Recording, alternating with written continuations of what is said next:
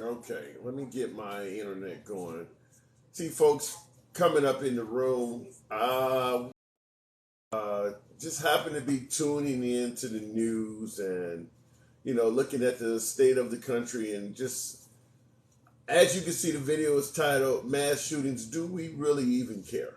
And I hate to ask a question that sounds so horrible, but good evening, Samantha. Good evening to you. But at the end of the day, it's really starting to, I don't know, it's starting to make your humble correspondent, yours truly.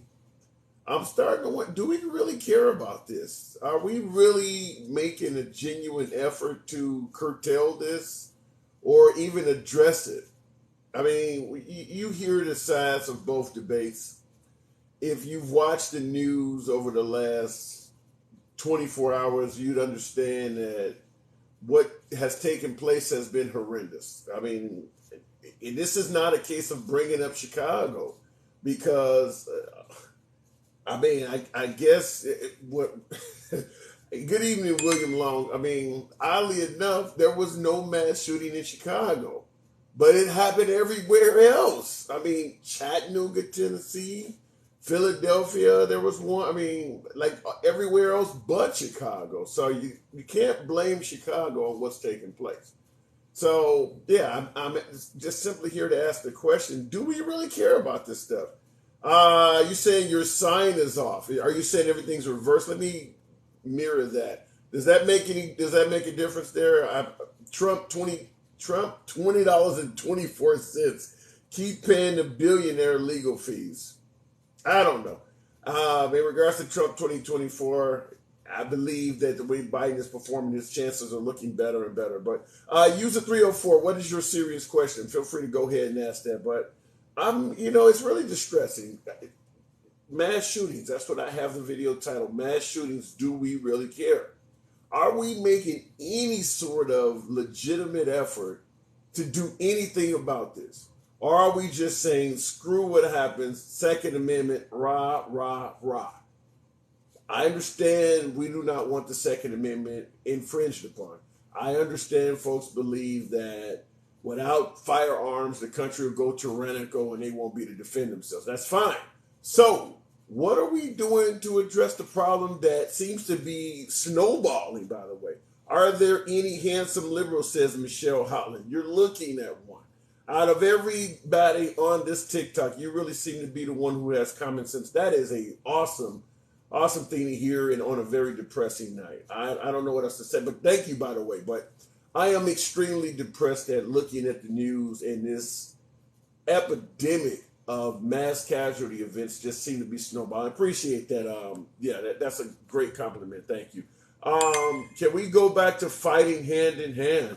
I wish we could. I really wish we could. GOP and NRA block any kind of gun regulations attempt. Death, we can't bring us the rest of your name, but yeah, that is absolutely true. I get that the right believes that infringing on the Second Amendment by any stretch of the imagination, in their opinion, is the wrong approach to end mass casualty events. But what is the right doing? Ask folks on the right, what do they believe the problem is?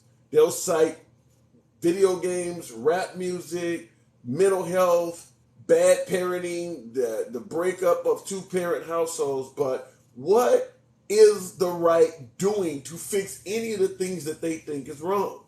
Because if you leave it in the hands of the right, it's simply a matter of complaining about the things they think is wrong, not infringing on the Second Amendment, and passing zero legislation. So it would be very difficult. And I really appreciate my right wingers. That's who I love talking to. But can any right winger tell me anything that's being done to stop this stuff that's coming from the right? We can damn the liberals. We can talk about the liberals in Chicago and the ineffective gun laws in Chicago and Los Angeles all day, every day. But what about the right? This is obviously happening in right-wing areas as well. What is the right doing in regards to this problem? Answer me. What did I say? Answer me why all the shooters are criminals. Wait. Answer me why all the shooters are criminals don't abide by laws. The shooters aren't criminal oftentimes until they start firing rounds off. The guy that was in Southern Texas, he was not a criminal until he started shooting people. The guy in Buffalo at the subway, he was not a criminal until he started shooting people. The African American that got on the subway and started shooting them, he was not a criminal until he started shooting people. So I get what you're saying. Once they start shooting people, they're a criminal, but there has to be some type of precursor to do something proactively than just yelling criminal, because they're not a criminal a lot of times until they start killing people. What about those sedition charges? Says Cannabis 202. You talking about the Proud Boys in regards to January 6th? Is that what you're talking about? Mass shootings average 13 weeks with Biden, 4 or more shot. G-Force, listen, I get the explanation that you're suggesting that mass shootings have increased under Biden, but they were increasing under Trump as well. It wasn't like the Trump administration was bragging that crime is going down while he's in office. No, he was blaming liberal cities. So the crime has been steadily upticking regardless of who's in office. Most likely, if you compare the crime rate of Obama to George W. Bush, it probably went up under Obama as well. So this has been steadily increasing, particularly involving mass casualty events. That's something that's new, that did not likely exist during any of our childhoods, that's happening now. What are we doing to stop it? What are we even doing to address it is the question I'm asking. What are we doing to address it? And by the way, I saw the comment, somebody said, well, ask Joe Biden. Joe Biden believes in strong, tougher gun laws. The right doesn't believe in that. That's fine. But what is the right doing in their own states to address this? Regardless of how ineffective you think Biden is, hell, I think Biden is ineffective in a lot of areas. But that's not stopping Governor Abbott in Texas or Ron DeSantis in Florida from imposing state laws to deal with this. If the Republicans truly believe it's an issue of mental health, they can pass laws at the state level. They don't need just Obama. This country is so divided. Samantha Anderson, that is a spot-on comment. And I don't know what's going to unify us at all. But we can be divided on politics without taking each other's lives. I'm divided with 90% of the folks on this broadcast. I mean, you know what my favorite audience is. Most of the folks on this broadcast, my MAGA folks, my folks I absolutely adore speaking to. You guys don't agree with me on shit, that's fine. But you're not trying to murder me. I'm not trying to murder you guys. Shout out to Snacks, by the way. But other than that, I'm not trying to murder you guys. So we don't have to get to the point of killing each other. What is causing that? What is stopping us from addressing that? That's what I'm suggesting. What about defunding the police? What about corrupt school systems?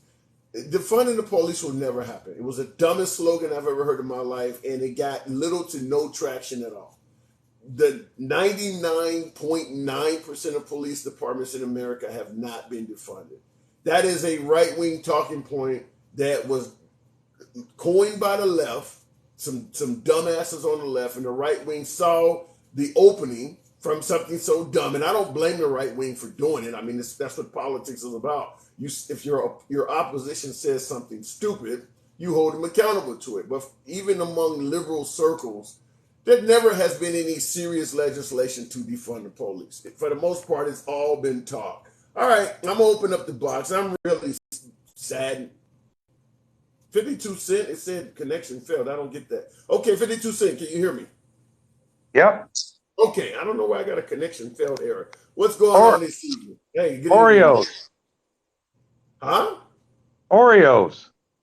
The cookies? That'll bring us all together. You're suggesting those cookies are peace offerings? Those will make a crying woman smile. Those will make a dying man happy. They're black, they're white, they're together, they're perfect. Okay, all right, that's a first. You think if we had offered that guy and that kid in Southern Texas while he was in the school committing those atrocities, we had slid a bag of Oreos under the door, he would have stopped doing that? If they had strychnine in them. You never disappoint, do you? I'm serious. I am so sick of this race crap, this gay crap, this this Trump's been gone for 2 years. Now we got Biden. Now we got to deal with whatever we get and maybe look forward to a new one in a couple years. So, so But we can't change none of it. and fair enough. But right now, I'm not even really talking necessarily about Trump or Biden. It's certainly not about the LGBT. You saw how much trouble that caused earlier today. But in regards to what's going on, what we're discussing is in regards to mass casualty events. I have to ask you, do you really believe that we actually care about this stuff in this country? You know, mass shootings at schools, at places of work, places of worship. Are we actually doing anything to really address this? The politicians enjoy it because of the sensationalism. And then they pit you against me and they get everybody upset about everything. Nothing's going to change. They could take every honest person in the United States, could turn in their guns, turn in their bullets, and dishonest people are still going to do crap that makes us sit back and go, what in the hell is that? Okay. It Well, doesn't matter. let me ask you this then. Okay, I'm left, you're right.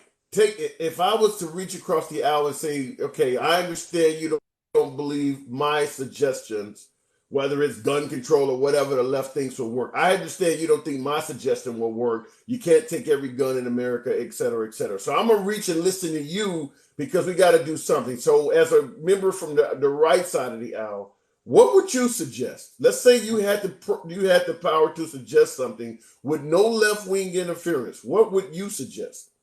I would suggest that I agree there needs to be some type of mental evaluation done on people. But that kid was 18. If he had a record, it was sealed. He applied to get these weapons. He legally bought these weapons. Where he came up with $5,000, I don't know. That's a whole nother discussion. But he bought them legally. Okay, that slipped through the cracks. But if I Okay, just got out of the loony farm, I shouldn't be able to go buy a pistol. I don't disagree with that. Okay, but what most of these folks that are committing these casualty events have not came out of the loony farm. Most of them have never been to the loony farm. That's just it. You can't screen everybody. You can get rid of the obvious cases, you know, the obvious nut jobs, the ones that have the criminal records, the ones that have committed Fruit Loop things. We can weed them out. That's a start. But, like, did you see that TikTok video today of that little bitty kid talking to his teacher? And she says, Yes, what do you want to be? Yeah, I want to be a murderer. Are you kidding me? Well, first, that kid needs help. Second, maybe that kid ought to be flagged for the future. If he doesn't pass a mental competency test, he can't get a weapon. So let me ask you this question. Let me ask you this question. Let's say you have firearms in your house, and your ex-wife calls the police and says, "My ex-husband is a deranged lunatic, and I believe that he is talking about committing a mass casualty event." Based on just solely from your ex-wife, you've done nothing. You are a law-abiding citizen up to that point. The only thing they have on you is what your wife just called and told them. What should the police should be able to do? Should they be able to come in your house based on that and take your guns? What powers should they have just off of the tip of your ex-wife? They should investigate that allegation just like they investigate any allegation. They have to have proof. Her word is not proof. A vindictive ex-wife, that has to be taken into consideration. Look at Johnny Depp and his fruitcake woman. Look at all that crap. It has to be proven. Then if it is proven, then my gun should go away. I guess the point I'm trying to make is by the time they do what you're suggesting, the act may have already taken place. By the time they come, okay, if they do an investigation, what is that going to entail? Them coming to your house and asking you questions, which legally you don't even have to answer. You don't even have to legally open the door for them. So the police come. Okay, the police come to your house, knock on the door. You talk to them through the door. What do you want, officer? What do you want, officer? What could you step outside? No, I don't have to constitutionally step outside. Well, your wife is alleging. I don't care what my wife is alleging. Get off my porch. What can they do? You know, there is no answer. There, since the beginning of time, you've got Cain and Abel. Down through history, people have murdered people. You know what? I'll tell you the one reason I would never murder anybody. I could shoot you dead within a matter of 2 seconds. But if I let you live, I can make you miserable forever. And that is legal. Okay. All right. Okay. Well, look, I do want to move it on. There's a bunch of folks in here. All right. you, this is the second time you really brought a smile on my face, but this is a depressing issue, man. I'll catch you later. All right. Be good. All right, you too. All right. I always like talking to 52 Cent. Carrie, kind of Mexican, I appreciate that. Thank you, kind of Mexican. I definitely always love to see you here. Carrie, good evening. Hey, what's going on, man? Man, I'm just this shit's getting to me, man. I like talking about other issues. I've tried it, but the mass casualty events keep happening. This was a horrible weekend. So I'm asking the question. At the end of the day, do we really care? Are we really doing anything to actually address this shit? I would say the people are not. The government, they keep looking for the government to solve their problems, and the government ain't going to solve their problems. Well, what can the people actually do? The people can't control the police. The people can't pass laws. It's coming. It's going to have to come from the government. Mm, I've seen a few people being proactive. People within the community can be proactive. They don't have to depend on the government for everything. I mean, I don't look to the government to solve all my problems. Heck, I think they Okay, create. so how could the people solve this? Uh, well, as a veteran, I work, 84 hours a week, but I don't. There's nothing I can really do. But there's a bunch of veterans that work regular jobs. They can get out and provide Overwatch, so to speak. I don't know if you know what Overwatch is, but Yeah, Overwatch is like essentially looking down. I play Overwatch on Call of Duty, believe it or not, where you're looking down at the scene in providing protection. yes, they can provide Overwatch, and nobody has this. Uh, know that you're doing it, but you could do it and possibly prevent or deter it in some way just because they're like, well, hey, that place is overwatched by veterans and stuff, so Yeah, you know and what I mean. let me interrupt you for a second. In the comments, Megatron, I love the name. Definitely familiar with the cartoon character, who was a pistol, by the way.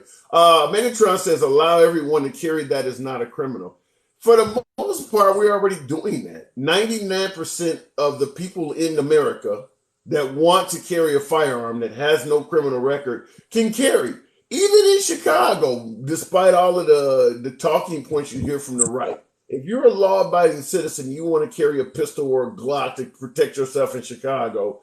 There's a couple hurdles you got to jump through, but it's not that difficult. It may take you an extra week or two to get the firearm, but even in Chicago, you can carry. So the notion that allow everybody to carry that's not a criminal, we're already at that point. You can't force a person to carry a gun. And there are a lot of Americans who do not want to carry a firearm around. Just like with folks saying armed teachers, there's a lot of teachers, I've had them on my page. Like, I don't want to carry a gun. I don't want that responsibility. But go ahead, Carrie. Yeah. My thing is when I look at the entire picture, I'm seeing a lot of things happen, and I just watched a video of Biden in 2006 when gas prices they were going up. They were like $3 to $4 a gallon, and he said the That would have reason. been under George W. Bush. Yeah, he said the reason that prices are that high in his opinion at that time. I think he was senator of Delaware at that time. But anyway, he said that it's because we lack a energy policy.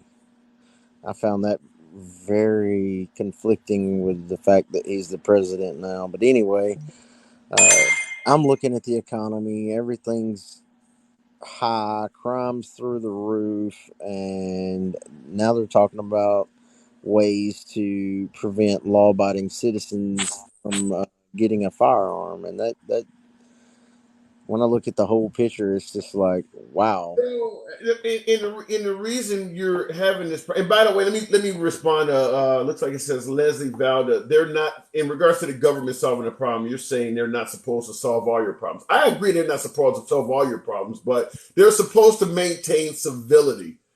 Mass casualty events right now is challenging civility. What me and Carrie are talking about right now, folks providing Overwatch, folks are talking about securing schools. You're losing the civility in society. You're having to do more and more things simply to maintain safety while navigating around what's supposed to be a free country. You're losing freedoms. You're having them where they patting you down randomly, like he's talking about. Before you know it, they're going to be having routine drug screenings and routine mental screenings for folks who own guns. You're losing freedoms. That's the government's job in that particular area.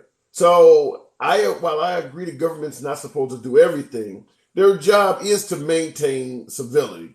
But yeah, Carrie, I kind of lost my train of thought. What were you just stating there? I was about to speak on what you said there. Oh, I was talking about, the economy's bad and crime is like through the roof a lot because of the economy being bad. Uh, People who need things, they're going to steal and hurt people We didn't more. have this under Bush, though. The economy was terrible under George W. Bush, and we weren't doing this. If you look, the economy was good under Obama, and even better under Trump, and crime was still skyrocketing. Trump continued talking about crime in supposed liberal cities. I mean, crime was on an uptick even under the Trump administration, with everything going economically good. So it's not really a necessarily an issue of just being impoverished. Something else in this Yeah, country is yeah, I crime. agree. I agree with that. There's other things happening, no doubt, but I'm just talking about your average petty criminal stuff. That's going up. Things that people will break into your house, and some people got kids. It's a frightening situation for people. And then now they're talking, these mass shootings are happening, and they're talking about uh, you know, depriving more law-abiding citizens by creating laws that's going to make it where they can't defend themselves, and crime's going up. That's not a good thing for anybody, in my opinion. But I don't know. That's my thoughts on it. All right, man. Well, I appreciate you coming through. I'll move it on. All I'm right. just disgusted at what's going on. Thanks for coming through. Somebody said give an example of it under Trump. Give an example of rising crime under Trump. He was complaining about it all the time. He just was only complaining about it in liberal areas. Didn't he say Baltimore's a shithole? He talked about crime in Los Angeles. I don't know how long. Ever since Obama was came out of Chicago, the right has been talking about crime in Chicago. Now, the right only really mentions crime in liberal cities, but they're mentioning crime. They just only pinpoint it to liberal cities. But make no mistake about it, you name the right wing state, and there's crime in a lot of those states. Now, yeah, it's safe if you live in Montana or Wyoming or Idaho. They don't have any people. But if you live down in Alabama, you live down in Memphis, you live down in Mississippi rather, you live in Florida, there's a ton of crime going on down there. So you're not going to escape crime by moving out of a liberal area into a Republican area. There's plenty of crime in all of those red states below the Mason-Dixon line. Unemployment is lower than ever. This is not a depression. And not yet. I agree with that. Trump lifted all these Republican peasants from under the rocks and swamps. Wow. Good evening there, Shay. Good evening. We were energy dependent under Trump and selling our energy to other countries. Yes, Scott, that is true. But we're talking about mass casualty events. I'm asking, as Americans, do we even care about the fact that folks are going to work and losing their lives, going to the shopping mall, getting on subways, and even our kids are going to school, and our children are being killed so much that we're talking about arming their teachers, having police cars there, doing everything but putting barbed wire around the school. That's where we're at, folks. That is literally where we're at. Whereas none of our allies in France, Germany, Australia, New Zealand, none of their kids are going to what's turning into a prison camp or what's going to start looking like a military base. Why is it our schools are having to do this and it's not happening anywhere else? What is going on here that we are just letting continue to slip? And is there nothing we can do? Are we just going to throw our hands up in the air and say, unfortunately, this is what our kids have to deal with? It's just worse here, says John. It's a lot worse here. It is a lot worse here. If 19 children got shot at going to school in France, Germany, Australia, you'd hear about it here. And you're not hearing about it here like that. Now, I understand the media doesn't tell you everything, but if 19 children got killed at school by a guy with a knife, a guy set up a bomb, you would hear about that in any first world country. Maybe you wouldn't hear about it in Iraq or Yemen, but if it happened in Western Europe or in Australia or New Zealand somewhere, you would hear about that, and you're not hearing about it. Trump gave a tax break to the rich. Okay. No one needs an AK-47 or I'm assuming you said an AR-15. There are politicians who believe that. Now, I'm going to play this once again. I want you guys to listen to this because I talked about this on my previous broadcast. And this is in regards to the notion that the liberals are the ones who want to take away your gun rights. This is Trump, obviously. Now, I've played this on another video. Now, a lot of folks actually think that this might have the solution in it. This is coming from Trump. But I'm going to play it for those who haven't heard it. There are plenty of folks on the broadcast. I've played this a few times that have heard it on other broadcasts. But I want you to hear President Trump. Now, I played this in an edited form the other day, and folks complained. This video is about 2 minutes long, so it's not very long. It's about 2 minutes long. I want to play this. This took place after a mass casualty event, I believe the one in Mandalay Bay, where the guy took a bunch of AR-15s, fired across the street, shooting 500 people, killing about 51 or something like that. But he literally wounded 500 people. And this is how Trump responded the next day after that event. So it's got a little commercial break. Gives you an award-winning mobile app. Let me turn the volume down this before it comes up. So I'm going to ask you, after this is played, do you agree with President Trump's potential solution? Now, I know I'm talking to a right-wing audience and a lot of... Go ahead, Mike. Well, the category, you've spoken about it, Mr. President, gun violence restraining orders. They're called. California actually has a version of this. And I think in your meeting with governors earlier this week, individually and as a group, we spoke about states taking steps. But the focus is to literally give families and give local law enforcement additional tools if an individual is reported to be a potential danger to themselves or others. Allow due process so that no one's rights are trampled, but the ability to go to court, obtain an order, and then collect not only the firearms, but any weapons in the possession Or of that might individual. take the firearms first and then go to court, because that's another system. Because a lot of times, by the time you go to court, it takes so long to go to court to get the due process procedures. I like taking the guns early, like in this crazy man's case that just took place in Florida. He had a lot of firearms. They saw everything.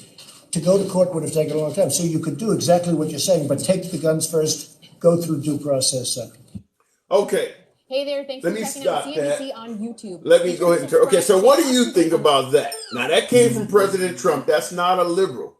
He suggested that you take the guns first, then give the person due process. So if you think somebody's crazy, like the example I asked, I believe it was either Kerry or 52 Cent before him when he called in. I asked him if your wife or your ex-wife called in and said that you had a firearm, and you were potentially talking about doing harm, should they be able to take your firearm? Now, according to Trump, yeah, they should. You can take the person to court. Hang on a second there, Big Nasty. I like the name. Hang on a second. But Trump is suggesting that if somebody reports you as a potential harm, the police should be able to take your firearms before even giving you due process and proving that you are a harm. Take the firearms first, then go to court and give due process. Yay or nay? Do you agree with that in the comments? Yay or nay? Big Nasty, how you doing? Hey, good. How you doing? I'm doing good. Did you hear Well, that video? yeah, I heard it, and I remember it when I watched it live on TV.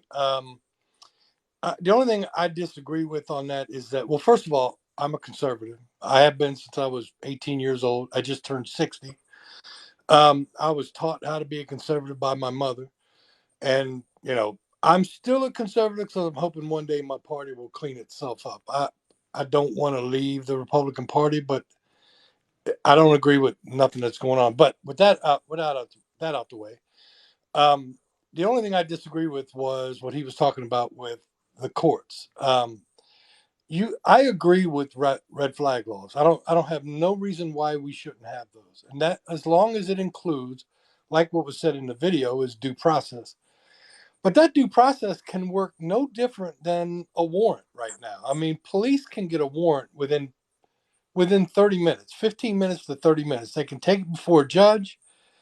They can show evidence Well, and but proof. let me ask, okay, I get it, but if okay, let's say your wife calls and says you're talking crazy and you have a bunch of guns in the house. What judge is going to give the cops a warrant just based on what your wife said? They There's no won't. I proof. mean, any judge will, there'll have to be a criteria where the police will have to show some kind of evidence to prove it. But You how know, can like that. and that's the I get you, that's the point I'm trying to make. They have to Okay, do that now for a warrant. I mean, they have to show a judge, look, this guy's a drug dealer or whatever. Here's all the evidence. Or this guy's a gun dealer or this guy robbed a bank or whatever. They just can't walk in and say, hey, Your Honor, this guy's a bank robber and we want a warrant. The judge can say, well, what do you have that justifies that he's a bank robber? I mean, they have that criteria. It's no different so that they can do. what do you think of Rena Banana in the comments saying red flag laws prevent people from getting mental help? No, actually, I think red flag laws would be key indicators to get them mental health. No, I no, mean, no. But I guess this is the point that I'm going to interpret this, and she can let me know in the comments if this is what if I'm interpreting it correctly. I think red flag laws. Let's say I know that occasionally I start having these crazy thoughts, but I'm able to snap out of it. But I know something's wrong with my mind. If I have firearms and I want to keep my firearms, I may avoid going to the doctor because I know if I go and tell the doctor what I'm feeling, they're going to take my guns away. I know that. So I'm going to avoid going because I know they're going to write that on the paper. That's what I think yeah, you're saying. I don't think that that's uh, a a common thing for people who are seriously mentally ill. Yeah, I mean, if somebody is at the point where they know something's wrong, but they don't want to tell the doctor because a red flag law may take their guns away. They know that what they're thinking is wrong. I mean, it's the people who have gone so far over the cliff that something's got to be done, and that's not for me to decide, and that's not for you or anybody else. That is for a court to decide. Or I would think that it would be fair to use like a panel of judges instead of a single judge, because you may have like I mean, I understand what you're saying, but this, like Trump was saying, this stuff takes time. If you're talking crazy shit on a Friday or Saturday night, you're not going to be sitting in front. A panel of judges are not going to be available till Monday morning. By then, the act may have taken place already. no, you can. I mean, the cops can get a hold of judges anytime if they have some kind of an emergency on. There are judges that in like every city that's on tap for the night. That if there's Right. somebody needs a warrant at 3 o'clock in the morning, you're going to get the call. I mean, they can do that. That's not. I mean, it's something that will have to be developed over time, and it's something that have to be, they've got to learn by our mistakes. Here's my biggest problem with the Republican Party and the Democratic Party, and Number one, I think we need to stop hating half of our country. Everybody is so angry at the other party. They need to stop hating. I'm always seeing people on TikTok, Facebook, and all that saying that Democrats are evil. And this, I don't care about Democrats. I care about my party and how we look. My mother used to say, "Don't talk about somebody's dirty houses. Your house looks like shit." But the other thing is that the more my party fails to do anything, the more ammunition they give the left to push harder and harder for more stricter and stricter rules and stricter laws. If they turn around and get the House, the Senate, and the presidency, they could pass anything they want, just like during the Clinton administration with the assault weapons ban, which actually worked. I'm surprised you would say that as a conservative, because most conservatives do not believe an assault weapons ban would work at all. So I'm really surprised you would say that. But it did work. During the Clinton administration, or during that time that the assault weapons ban was in effect, the violent crime with assault weapons was with AR-15s or anything like that was greatly diminished. I think I read something that was anywhere 60 to 70%. So let me ask you this. Killer Kami for Mommy. I always love saying that name, but Killer Kami for Mommy said if we give up an inch, they will take a mile. What do you and I let me make it clear, even as a liberal, I agree with that. Anytime I hear a liberal, my own party, say, well, we're not talking about taking everybody's guns away. Yeah, you are. You really are. It's just right now you're going for assault rifles. Once you get assault rifles and people keep killing with pistols, you're going to go. Yeah, that is true. But But just that like, didn't happen before. huh? When they did the assault weapons ban, they didn't go after pistols or anything like that. Well, Not, the argument that I have for conservatives or gun advocates is, why is it that you don't want me to have a 30-round magazine, or a liberal or the conservatives will say you don't want me to reduce down to a 10-round magazine, but it's okay that for a damn bird I can only have 3 shotgun shells in my shotgun, and they don't complain. And you'll actually hear them defend it and go, but that's for foul. So a bird is more important than kids in a school? Are you kidding me? we need Well, you on our side with a comment like that. I mean, that's the truth. If you're going to sit there and tell me this hypocrisy that, 3 rounds in a shotgun is okay for a bird, but but you can't take away, a 30-round mag for a 10-round mag. Really, you need 10 rounds in the magazine? If you don't know how to reload an AR-15, you don't need to have one. That's hey, like I said, that is so eloquently delivered. We need you on our side. I can't argue with that. Three Well, rounds. I didn't know about the 3 rounds for a bird, but the way you stated that I guess you don't want to have bird droplets. I mean, if you keep I shooting mean, the birds. whole thing was for waterfowl and Right. and the conservation of the birds, and they were getting, they were just shooting too many. You get a flock of ducks coming over, and you got 5 shells in your shotgun. You can just knock out as many as you can. So they limited it to 3. But NRA was okay with it. The NRA in '99 actually said that stricter background checks needs to be done. Wayne Lafayette said that at an NRA conference. Well, let me say I got to move it on. I'll give you the last word, but can we both agree that if it wasn't for the NRA, we probably would have some types of gun laws and things like that would have passed. Uh, They are what's blocking this. yeah, I agree. I think when I was probably 20 years ago, 30 years ago, and I was a member of the NRA, I liked them because they were constantly going after safety, security, weapons training, and now they're nothing but just a loudmouth for, you know, gun. I mean, you don't ever. I used to see NRA ads on TV for training and security classes in my local town. I've never seen that. You go look in the books, or you get an NRA magazine. There's no ads in there for training or security. Last thing that I'll say is, when it comes to some of the laws, I don't want to call it gun control, because I think that is a trigger word for the crazy right. I think common sense legislation should be. I have no problems with an age limit unless you've been in the military. If you've gone in the military, you're fully trained. Then 18. If you show that DD 214, 18, no problem. I think they should have mandatory training. I don't understand how some of these states. My state, I'm in Oklahoma.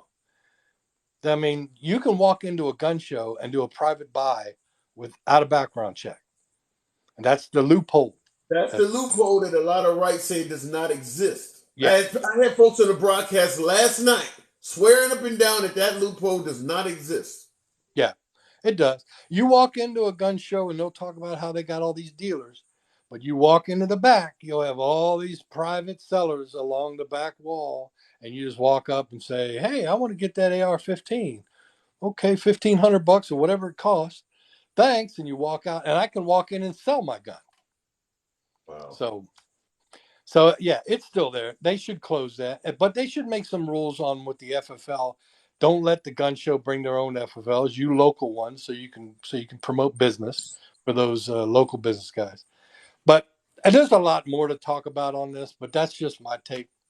Well, I appreciate you coming by, man. I do get my appreciate party back someday. Trump is a disgusting, immoral pig, and it's the worst thing we've ever done. He's trash, man. I can assume you won't be wearing anything like this anytime soon. Okay. Wow. It's bad when a party has gotten so nasty that the American flag hanging on the back of a pickup truck makes you sick.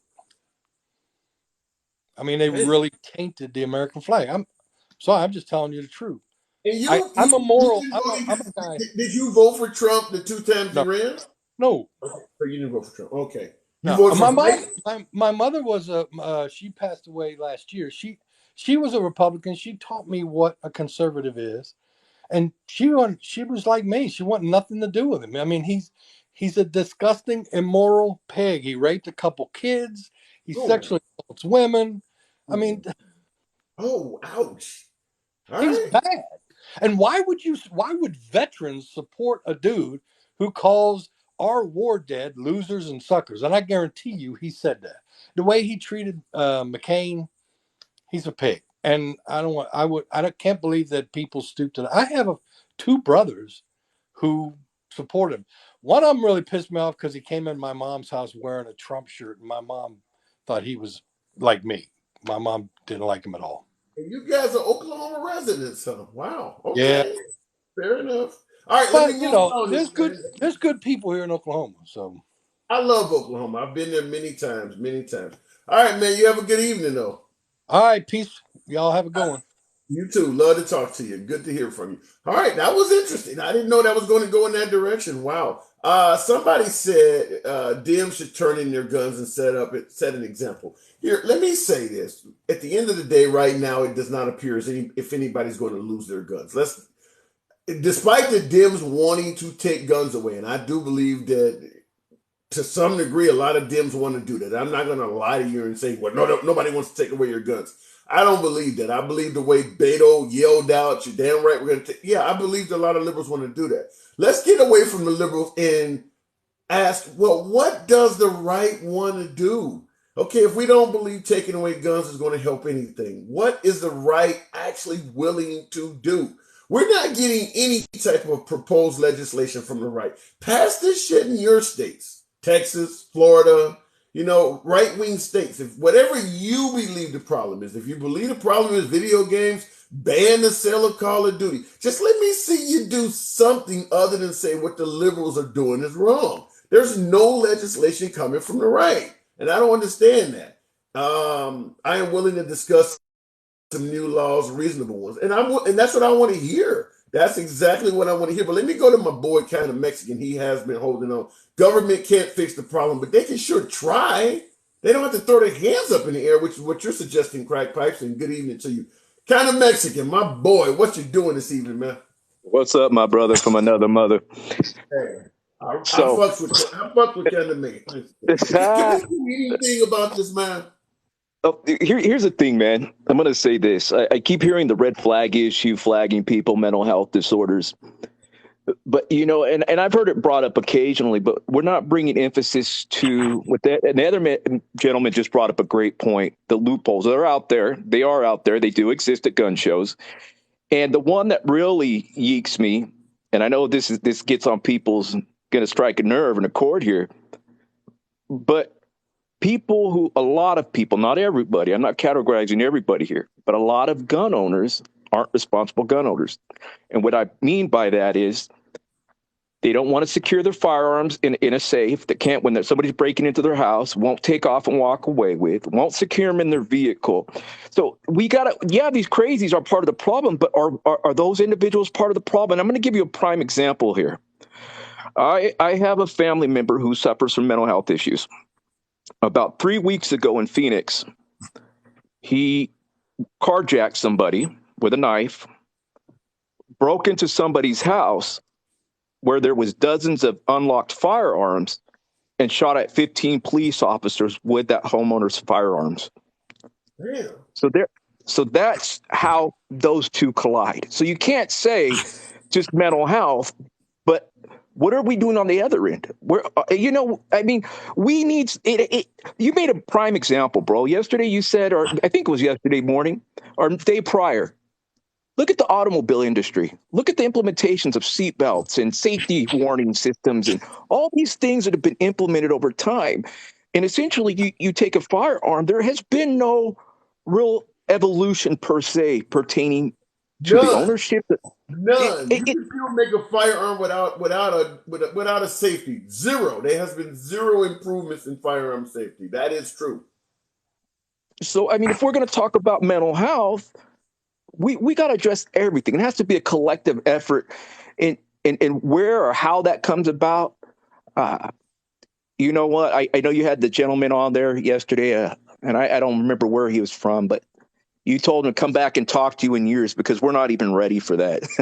and I just chuckled because we're not. We talk about it, and you made a comment yourself. You said earlier that these kids are going to school like they're imprisoned. But I'll tell you, in my younger years, I was rowdy as hell, and I was in and out of jail. And half of the jails I went to didn't have metal detectors. So, these kids, I just can't. I have a hard time fathoming that this is the new norm. This is the status quo. It's just. I'm going to say this. Here's my opinion. And I see your comment, Mr. Nice Guy, saying if you vote Democrat, they will restrict your freedoms. You're going to get freedoms restricted no matter if you vote right or left. I can give you all kinds of freedoms that the right restricts as well. But yeah, I agree with you. The educational institutions are starting to look a lot like a military base. We're only thing left is barbed wire. That's about the only thing that folks are not suggesting. But you're going to be having armed guards outside, a police car sitting outside, extra fencing, the gates, the doors, and everything are already locked. Yeah, it's turning into a soft penal institution. Not necessarily like a level 5, but it's definitely turning into like a prison camp, like the ones they call camps. It is starting to turn into that. It really is. And in my city here, unfortunately, we have a lot of young kids, and you watch the news nightly, and they're running around with firearms. And I'm going to say it again. Prior to me being a law-abiding, contributing member of society, I was a young, out-of-control kid and not making the greatest choices. And I know a lot of my peers and people that were getting into trouble at that 15, 16 age of years were most of the firearms and things people are getting are, again, they weren't going to gun shows and exploiting loopholes. They weren't getting them from Mexico because damn well we know Mexico. I'm the first to tell you, guns don't come from Mexico to the U.S. It's vice versa. We send ammunition and guns to Mexico. So they weren't exploiting that. All these other theories, ATF, whatever. These kids were getting firearms from individuals who would not secure their firearms, whether it be parents that weren't locking them up, whether it be homeowners and they were being burglarized. And one would like to make the argument occasionally that, well, they're criminals. We shouldn't have to lock up our guns. They're exactly that. They're criminal scum. If you know they're criminal scum, you shouldn't expect anything less from them. It's just to me, it's I just agree with crazy, that. man. I've said several times on the program when folks talk about firearms, they say, well, if you ban firearms, a criminal will always be to get a gun on the street. What they never tell you is where is the street getting its firearms? You're not Thank sitting you. on you're not sitting on Main Street and guns are just popping up out of the sewer. What they don't tell you is that the street gets its guns from legal gun owners. They either Yep. buy them from legal gun owners, they steal them from legal gun owners, or they Yep. find them. Somebody moved out of a house and left a gun in the attic or something, and somebody finds it. But yeah, the legal gun owners, the ones who have no criminal record, they are at the top of the pyramid, supplying all the criminals with their weapons. That's where they're And that, getting it from. The yeah, majority of the bingo, weapons, yeah, they come bingo. from legal gun owners. You hit it on the head, my brother. And I'm pro Second Amendment, but I'm just, my thing is these guys are complaining about criminals getting guns. Well, I want to let you guys know a lot of these guns are coming from you guys who are legally allowed to own guns. These kids are getting them. They're not getting them from the gun shows. They're not getting them from the ATF. They're not getting them from Mexico. Like you said, there's not a guy in a white van with a trench coat selling guns to kids that want to commit crimes. They're coming when we're breaking in your house and when people are doing things unlawful. And so, I just wanted to jump on here because that yeeks me, man. People are yelling this, mental health that, but we all got to be accountable. We all got to come together collectively and kind of draw some conclusion or something along those lines. It's perplexing to me, man, that this is our America. This is our United States, man. This is our new norm, man. I appreciate you coming by, man. As As always, my brother. You too. Take care. Always good to hear from Canada. All right. Looking at looking at the comments. Somebody said, Killer comment from mommy. Dims want us like El Salvador or Brazil hacking each other to death with machetes. There are countries out there that the citizens are not heavily armed, like Australia, like Japan, like Norway, like New Zealand, like the UK. And the citizens are not hacking each other to death like they're in Venezuela or Brazil. This is why I keep asking the question, do we truly believe that if you get rid of firearms in America, everybody is inherently evil? Because that's the way we put it. Mason, hang on a second. We make it sound like the only thing that's keeping Americans from turning into true monsters is everybody carrying a firearm. So it makes it sound like Americans are inherently evil. The government will become tyrannical and oppress people. The government is inherently evil. You have to keep a gun to keep Americans at bay. They're just that evil. That's the way folks make it sound. Good evening, Mason. You're on mute, Mason. You are on mute. Looking at the comments here. Sorry about that. How are you? I can hear you now. How are you? I'm doing, man, I don't know. This stuff is depressing, man. It's like, do we really care about this at all?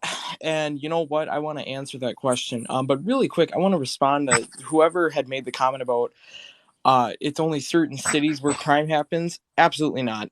You could pretty much, I don't remember who said that, but whoever said that is absolutely incorrect. It doesn't matter what city you go to. There's going to be crime, no matter what. You could go to the, I can't even give, let's give it, just anywhere you go. There will be crime, no matter what.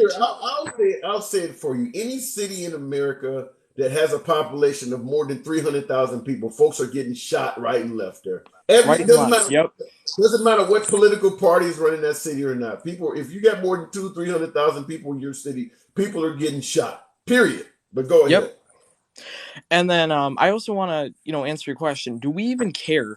I'm going to be honest. I really don't think so. We're starting to kind of just let this all come on through. People have started to treat it as, we hear about another shooting. It's just another day, and we go about our days. And it's like, we can't keep normalizing this. There's these mass shootings you're hearing about every night. And there are more teens that are getting their hands on guns. I had actually just saw a video of a kid from Wisconsin, only 12 years old, armed with a gun and held up a gas station. And I don't know if it's irresponsible parents or these kids are just, they're getting the money to go get these firearms, or it's just this illegal. It's the quantity of firearms in this country is so great. It's like a supply and demand argument. If the supply is greater than demand, then prices go down. If the demand is greater than supply, the prices go up. In America, there are more firearms than people. So the supply is literally infinite. So the cost of firearms and the availability of firearms is pretty easy to get because the supply is so high. And this is what I debated last night when folks were suggesting that, well, if you get rid of guns, it won't change anything. And I told them, if you just simply stop new guns from being made, take Obama getting elected in 2008 as a perfect example. Just the simple fear that he was going to take away the AR-15 made it triple in price. If guns cost more, like the child you're mentioning that robbed the gas station or whatever, if guns cost more for legal gun owners, they're going to cost more for criminals too because everybody's going to be hoarding guns. And that would make those little petty criminals have to spend more money to get firearms, or it may make it cost prohibitive so they cannot get them. But the way we have it right now, where there are more guns than people, you can get a piece of crap gun on the street for $100 or less in some places. Absolutely. I've been hearing this a lot lately, that it is easier right now to get a gun than it is to get baby formula, is what I've been hearing a lot from people. And it's the sad truth. I mean, it's really just become down to that. I mean, and another thing I've noticed is some of the mainstream media has actually stopped covering some of these shootings just because, well, I don't even know what their reasoning is, and I'm not sure if some of it doesn't fit their narrative or however. But regardless, I don't understand why we are just ignoring it. And, because I had heard that there was, I believe, I can't remember what city it was in now.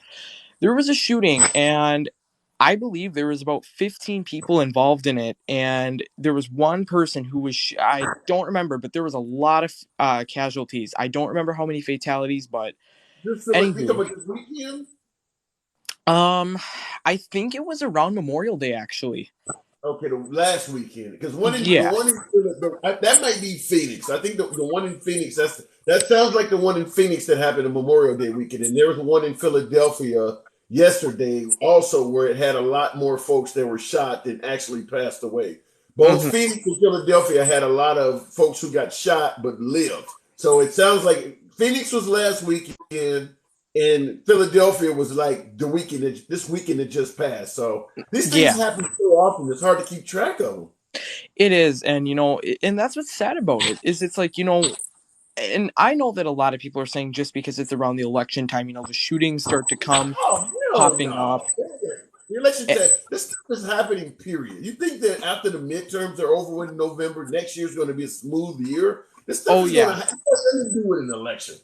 absolutely. Everybody treats it like a coupon. They think this is all just going to expire and then it'll just go back to being normal. No, this is not going to be just a case of, oh, we're going to hit the restart button. Nope, that's not how it's going to be.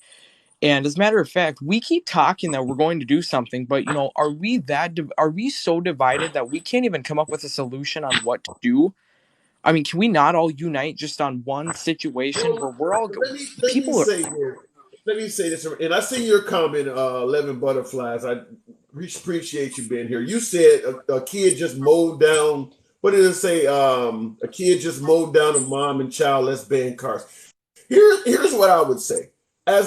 I get that the right thinks the Democratic solution is a piece of crap. You think the Democrat solution of attacking guns or the Second Amendment is the wrong solution. I get that. I'm just simply saying submit your own. You can have a Republican senator or a Republican congressman propose a bill for mental health. Now, if the liberals shoot that bill down, that's fine. You can bring that up. But the right is only saying that the Democratic solution is wrong. What is yours? Where is the legislation coming from the right wingers we all admit there's a problem. You believe the left wing problem, the left wing solution is wrong. I'm just asking folks on the right, what is the right wing approach to solving this?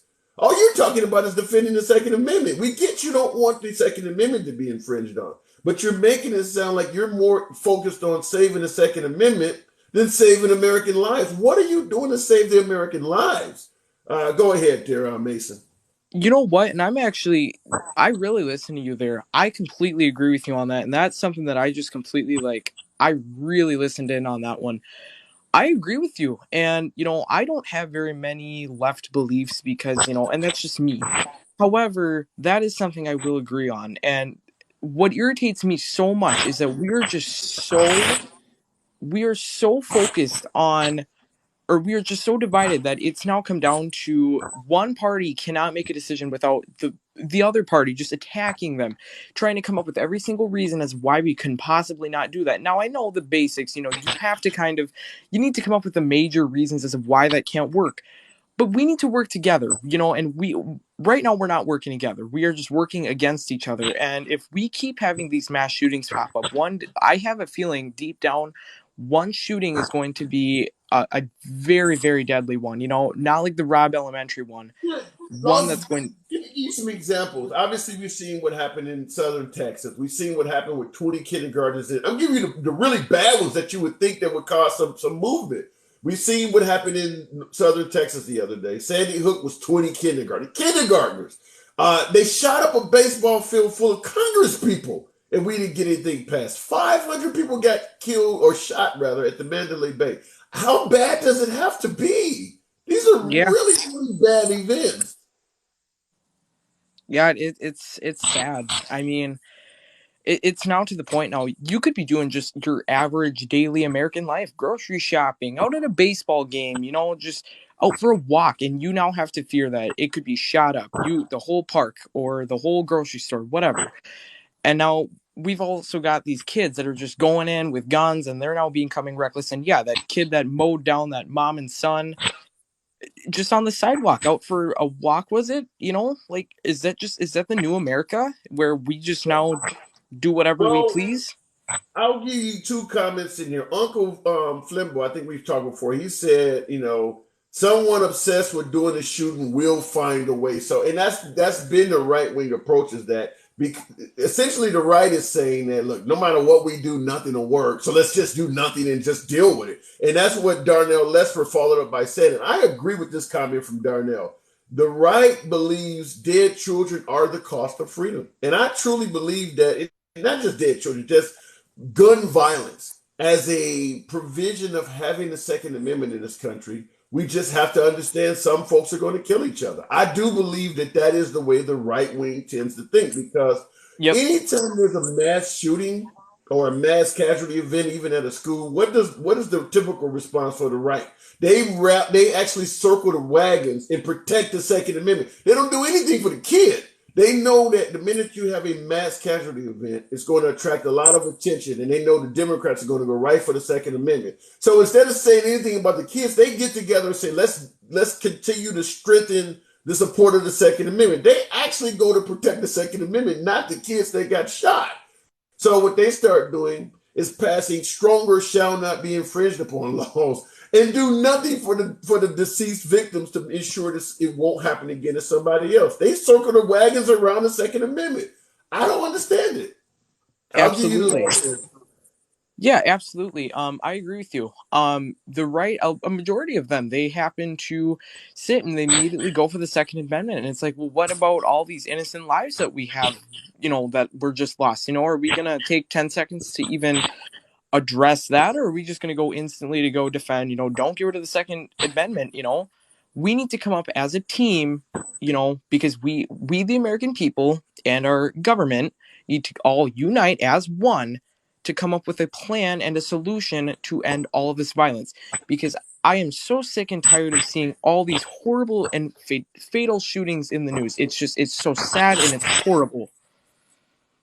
Yeah. I mean, it goes from everything: stores, gas stations, ballparks, everything.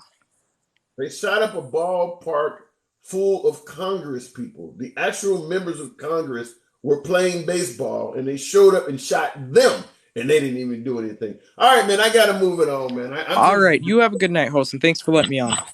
Absolutely, anytime. Looking at Real Trucker Jeff, and let me respond first to Jay Walker 75 said, shootings are always up with a Democratic president. We can debate the semantics. The problem is they don't end with a Republican president either. If you want to say, well, there were only 10 mass shootings under Trump and there's 35 under Biden, does that mean the 10 isn't important or something? I don't get that. And Real Trucker Jeff, you said if we allow the left to take our firearms, they would execute. They would execute. Look, for the folks who are really angry about the notion that the Democrats are going to take your firearms, as a liberal, I'm willing to admit that is the direction that the left ultimately will go, giving this, taking them, take them out. Even I'm willing to admit that that probably could happen. I'm just simply saying this. If you want to get the left off of taking firearms, present a solution. Give us something else to work with, other than I want to strengthen the Second Amendment. You don't stand at a gravesite of children talking about, well, we need to strengthen the Second Amendment. That's why they're dead. What else are you going to do to make sure this doesn't happen again? Anytime we have these subjects, the responses are very typical to what I'm getting now. This is just what's going to happen. What are you folks saying? Well, if a person really wants to kill somebody, they're really kind of going to do it anyway. So essentially, you're suggesting nothing. You're essentially suggesting that this is just the American way of life. So when you get critical of the Democrats talking about taking away your firearms, you can say it's wrong all day, but keep in mind, the reason they're suggesting that is because that is the only thing on the table. Put something on the table. Maybe we might be willing to listen. Hang on, CMB.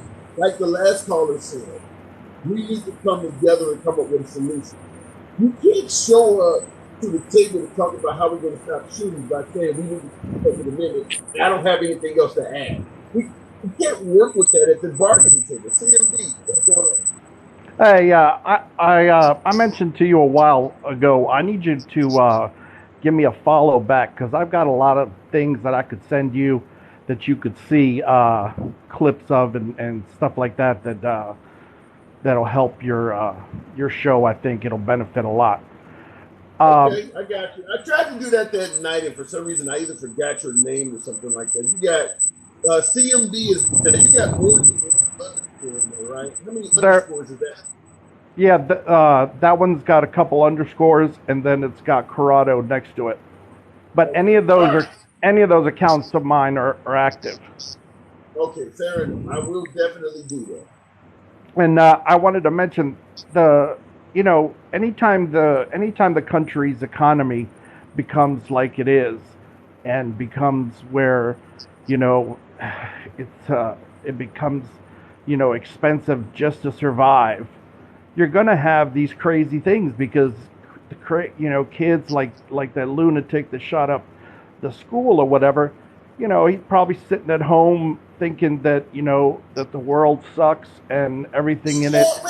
Wait a minute. Wait, you're talking about an 18-year-old that can afford to spend $9,000 on weapons a few days after turning.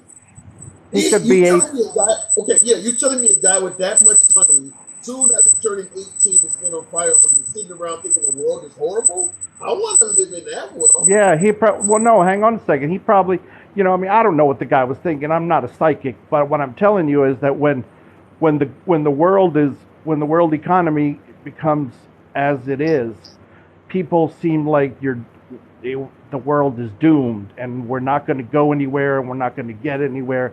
So let me go blow my savings, my $3,000 on an AR-15 and just go shoot up the place, and then maybe if I'm lucky somebody will shoot me. That's their way of thinking. Well, the reason I said it that way is because you were talking about, and I got a lot of feedback coming from you for some reason, but you said something about, hang on, let me reset this, man. Can you guys hear me okay? Let me see if I can try it again. You said, bro, all you got is feedback on your live, hard to listen. Can you guys hear me okay? For some reason on his thing there, it was a ton of feedback. Okay, you can hear me now. CMB, there's a lot of feedback coming through your side. So I had to drop you because everybody was saying they couldn't hear you. But in regards to your comment, I brought that up because you suggested that when the economy is doing bad, folks may act crazy. And I was bringing that up to show you that this kid has a ton of money. So despite what the economy was doing, he wasn't broke. He had plenty of money, which is why I said I want to live in his world. If that's what you call a bad economy and you can spend thousands of dollars on firearms, I want to be in that world. So I skipped the call. I'll go back, but we'll go with what is this? Says the Bert is here. I actually promoted you over a couple of people by mistake. But what's on your mind this evening, Bert? Hey, what's going on, my man? How you doing? Hey, you said some things. Talk to me. You said some things earlier that I mean I get your perspective. It's not uncommon. You know, your perspective on the Second Amendment and on that relative to the school shooting. But I still disagree with it. So That's fine. when you say well, hold on. So when you say that the right doesn't have solutions, I just think you don't like the solutions that they have, right? Well, no, So no. And let me hang on. I'm gonna let you finish. I'm gonna let you yeah, go finish ahead. for sure. I promise that. But let me ask you this question. You said, okay, you're saying that the right has solutions, but I don't like them. That's fine. Why? I don't like rolling back Roe versus Wade, but they're still doing it. What I'm saying is, even though the liberals might not like your solutions, you have right wing states where you have control.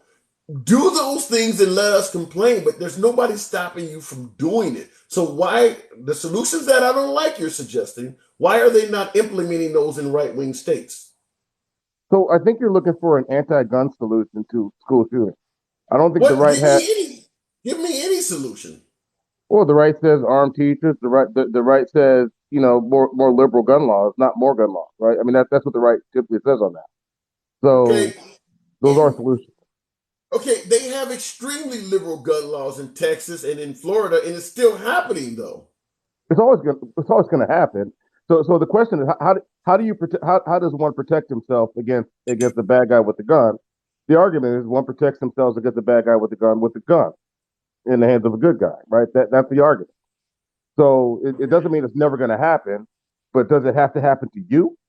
Not necessarily. Not if you're on. Okay, I understand what you're saying. Now you Of make course, a point that the left definitely does not like.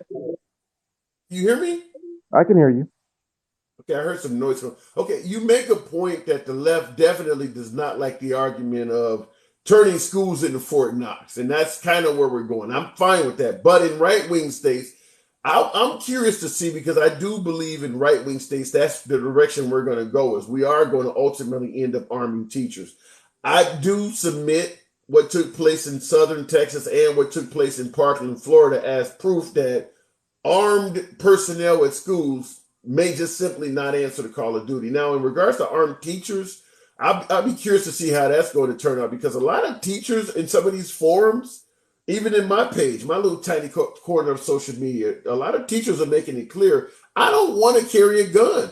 Then they And you shouldn't have can't to. force the citizens to carry a gun, but a lot of teachers are I, saying they don't want to carry firearms. I have never heard. You tell me. You tell me if you've heard different. I have never heard someone on the right say that it should be mandatory that teachers carry guns. I've never heard anyone say that. No, no, I didn't say that either. I said So, unless you try to mandate it. I said the right is suggesting let armed teachers who want to carry firearms. well, that's But different from making it. That's different what from making happens it if mandatory, brother.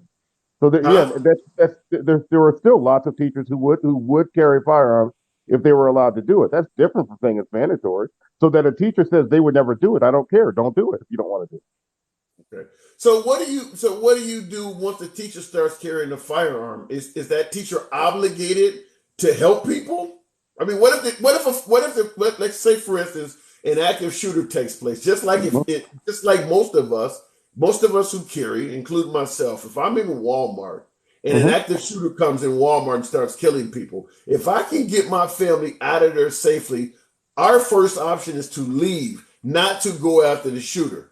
You're What right. about what about teachers in schools? If a So teacher is so in so class, so so interestingly enough, the Supreme Court has already weighed in on that in a way, right? So there is no obligation for a citizen to risk their lives to save another. The Supreme Court ruled on that by saying that police officers don't even have an obligation to protect individual citizens, right? That's the Supreme Court ruling.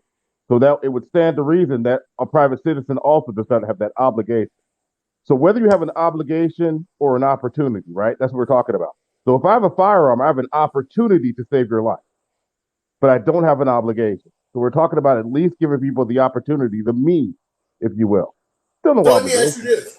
Perfect. Let me ask you this. I'll let you finish, but let me ask you this in regards to that. It was on the news today that one of the teachers who got shot twice down there in Ubalde, he was shot twice in class.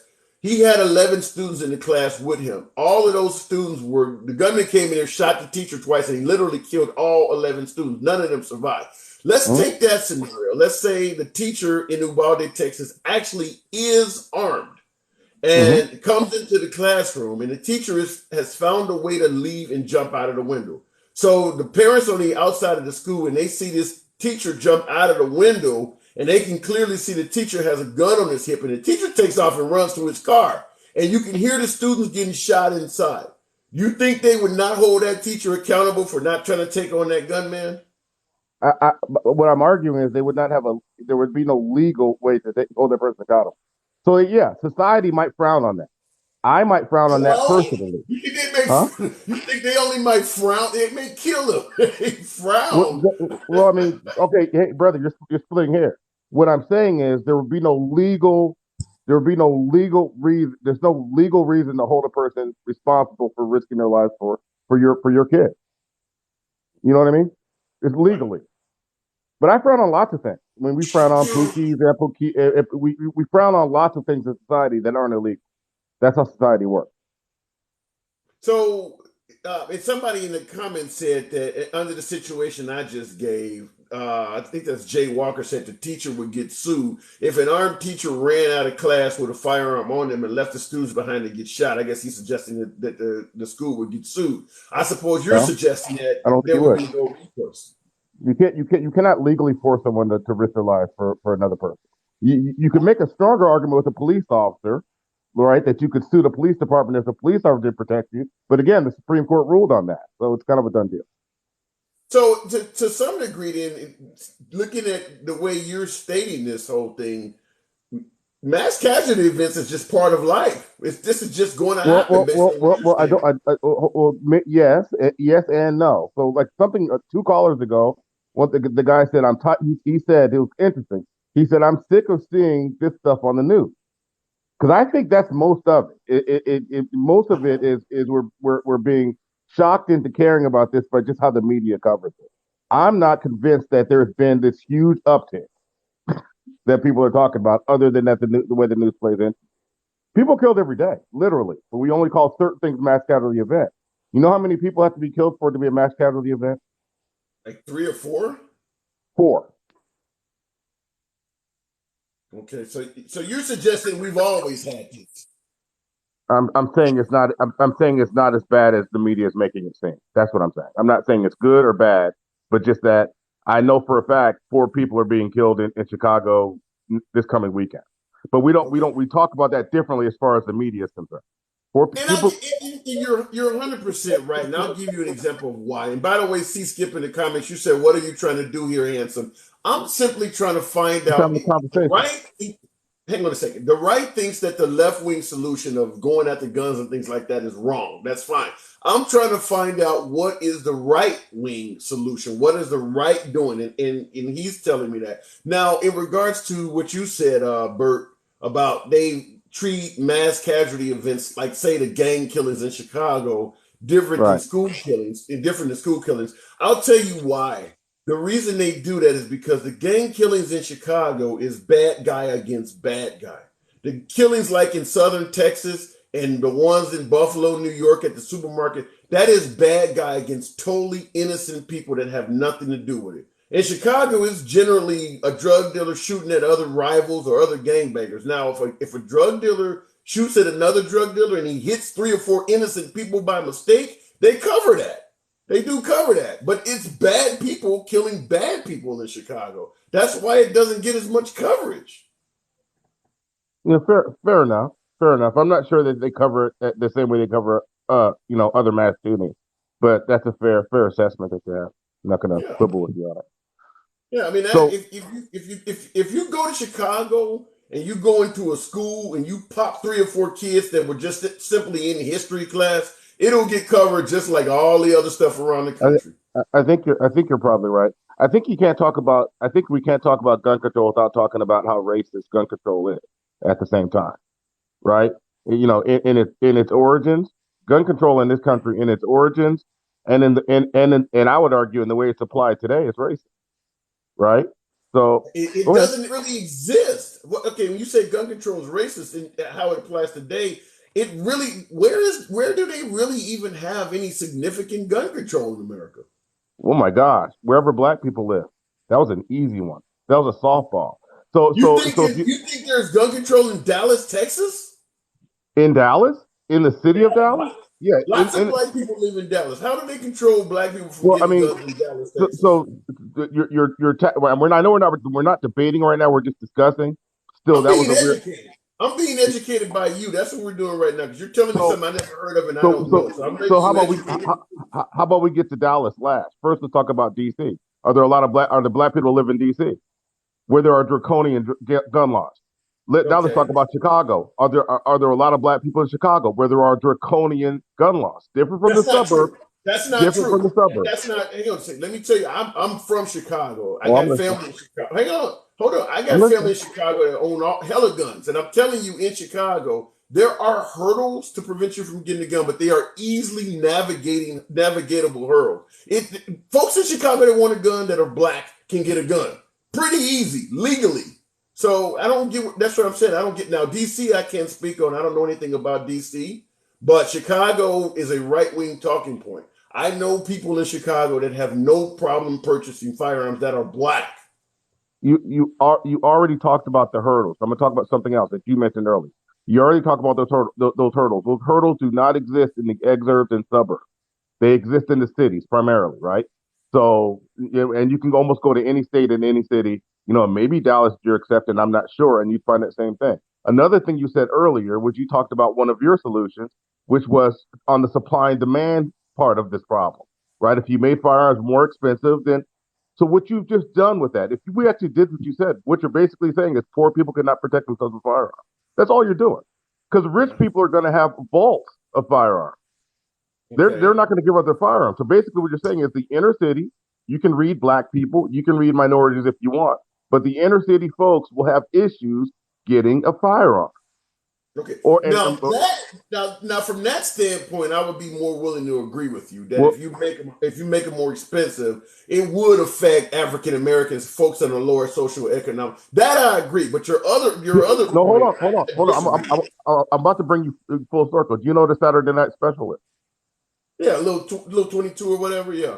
A little, technically, it's a little cheap firearm, right? A $200 firearm, right? It could be a 22, it could be a 38, it could be a 32, it could be all kinds of stuff. But that Saturday Night Special that comes out of the late 70s, and we still kind of use that terminology today. That was our solution for that, because we were afraid of speaking about society. Society was afraid of black people with firearms. They still are. So the solution to the Saturday Night Special was a $200 gun tax. So this is your solution again. They put a $200 gun tax on firearms so that people could not buy a $200 gun anymore. Now they had to pay $400 for it, and now you have again poor people and black people unable to defend themselves. Okay. I'm not aware of the $200 tax, but I will say that you're making a point in regards to if you make it cost prohibitive. I agree that would affect African Americans, but I disagree with you in stating your original comment was any city there are black people, they have racist gun laws, and I brought up Dallas, and you said, well, let's go to DC, which is obviously on the opposite end of the gun law sphere, but Dallas. Well, Dallas. The problem with your Dallas point is it's an anomaly, right? Okay, In most cities, what I said is correct, but you brought up Dallas. I thought that was odd. Okay, you think Miami, Florida, is tough for black people to get guns? I think there are significant hurdles in Miami to getting firearms. Yes, in the city, to be able to carry in Miami. Yes. I'm not aware of that. Okay, all right. I'd have to look that up to be. I can't argue with you on it, but Houston as well. I'm looking at the comment. I mean, I look at Birmingham, Alabama. I cannot imagine that they're making it tough to get guns. These are pro-gun cities, right and left. You talk about DC, Baltimore, Chicago to some degree, but yeah, when you start getting down south, there's a lot of black people that live down south, and I'm not aware of them having a hard time getting a firearm. Atlanta, Georgia, it's really that hard to get a firearm in Atlanta, Georgia for a black person? In Atlanta, Georgia? Well, I'm from Atlanta. So in the city, being able to carry in the city has different requirements than being able to carry outside. You said what? Being able to actually carry a firearm, have a concealed carry permit in the city, especially if you live in certain neighborhoods, there are different requirements than if you live outside of the city. Give me some examples in Georgia that exist. In Georgia or in Atlanta, you see the difference? So the difference is in the city limits. You can't go into any business in the city with a firearm, but outside of the city you can. So if you can't actually walk into a business with a firearm, how can you carry a firearm day to day into your business, right? So So that's an Atlanta example. if I'm concealed carrying in the city of Atlanta and I go into a Walmart, who's going to know if a gunfight breaks out and I shoot the assailant in a Walmart? You're telling me they're going to charge me with carrying a gun? I'm going to get some kind of criminal penalty against me or something? That's happened before, you know. So if you demonstrate that you have a firearm in a place that you're not supposed to have it, even if you use it lawfully, you won't get charged with murder. You can still defend yourself, but you still get a gun charge. So that's happened with felons, right? So a felon is not allowed to keep and bear a firearm, right? We all know that. But a felon is allowed to defend himself with a firearm. So if a felon were to defend himself with a firearm, say he took your firearm from you and defended himself against a third party, right? So if a felon defended himself with a firearm against the person, killed him, whatever, he's not going to get charged with murder if it was a legit defense, but he still gets a gun crime. He still gets a gun charge. That part I agree with. Somebody, Deval Nadi said that's why you come to Florida. No, he is saying that even in Florida, in Miami, if you're African American, there are gun hurdles. So no, you don't go to Florida either, according to him. I need to broaden it out. It's not just that you're African American. My point was that a lot of black people live in these cities. But if you live in those cities, you have different laws apply to you than if you lived outside of those cities. It's not just that you're black, it's where you live. All right, okay. This is, like I said, this is news to me, and I was an over-the-road driver, and I carried a gun all over the damn place. I was nervous. I will tell you, gun doesn't mean you were legal. You were legal to carry. Exactly. Lots of places. And that is 100% truth. And I will tell you, one of my biggest fears as an African American, and let me make it clear, most of the people I know and associate with are Caucasian, so I don't. It's not coming from a point of racism. It's coming from a point of fear. One of the things I fear the most is having to tell an officer that I'm carrying a firearm. I have really, folks tell me all the time, well, don't worry about it. They're not going to do anything to you. And I am really frightened of having to tell a cop that I'm carrying, get pulled over. Are you carrying a gun in the car? Why? I'm frightened as hell to have to tell them, yeah, I am. Why? Because I've seen what can happen. All it takes, listen, if you have a firearm on you, and you get shot by police, and that police says, I fear for my life. End the story. If it's not on video, they can see that you had a firearm on you, and the cop is saying, I feared for my life. It's end of story. They're going to take his word every day, all day. The guy was armed. The cop said he feared for his life. The cop said he looked like he was reaching or something. End of story. You're done. That's it. If it's concealed, why tell them? No, but there are laws in some cities and localities that require you tell them when they ask. I'm just, and I agree with your point. The reason I said that is because you said if you went into a Walmart carrying a firearm concealed, even though you weren't supposed to have it, if you're concealed, who knows about it? And then you said you would tell the cop. So I'm confused.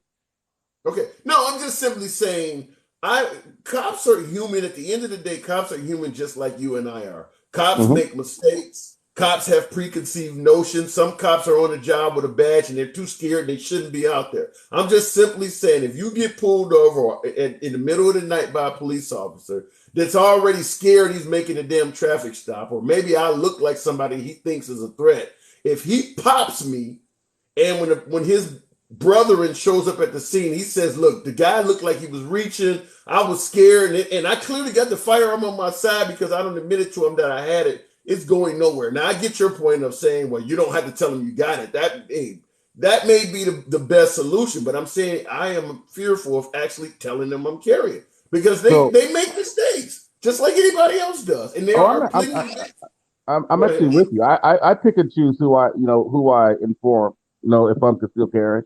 I will tell you this, as a libertarian, I don't think it's anybody's damn business whether I'm carrying or not, whether you're a cop or not. Like, if you're a cop, if you ask me, if you're going to actually detain me, so this is how I look at it. If you're going to actually detain me, got probable cause, you're about to put hands on me, to put handcuffs, and there's a point where I do need to tell you that I have a dangerous weapon on me.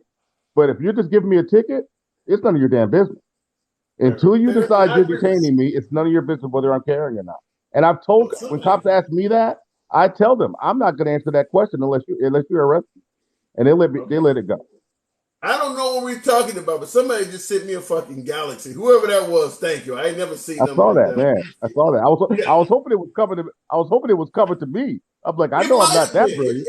You No, I make look. I still got my little you are fast making card. points. You are making points, so that's possible. I don't, like I said, No, when no, we're folks just make talking, points, bro. I'm willing to concede it. But look, let me move it on, man. I don't totally disagree with a lot of you. You made That's some all right. interesting points. I'm just simply saying I hate the notion that we have to view what's taking place as just simply part of American life. And what you're saying is, well, the media may have not been telling you. We may have been dealing with mass casualties all the time. America's supposed to be the best country on earth, not the most violent. And it's So just, it is the best country. Being free, it's not a requirement that you're safe in order to be free. So we're the freest country, and sometimes that I means don't a little want to bit of be, I unsafe. don't want to be free on man versus wild. I don't, I don't know. I don't know, man. I get your point though. Think about that. Think about what you said. Think about what you just said. No, free. Do you want to do you want to live in a world where your safety is totally secured for you, but you're not safe? I mean, but you're not free.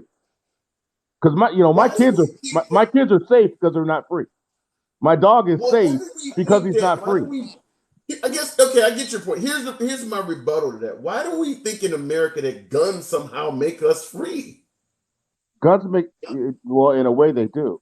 So, How? um, it's easy. You and I are both probably about the same age, but it's easy for young folks to talk about, especially young men to talk about, you don't need firearms and so deep for that. But I was talking to my father about it. He's 85 years old, and he's like, his relationship with the gun has changed since he's gotten older. Now he was a George Foreman body type when he was younger. Now he's old and frail. The gun allows him to continue to exercise his liberty, regardless of whether a 25-year-old man wants to take it from him or not, because he has an Okay. equalizer. So it matters. And I would say the same thing about women. When women talk about they're liberated, you're not liberated unless you have a firearm in your purse because you need an equalizer. So why walk around in America thinking that everybody is so bad that if I don't have this gun, I'm gonna get raped? If I don't have this gun as an 80-year-old, somebody's gonna beat me up.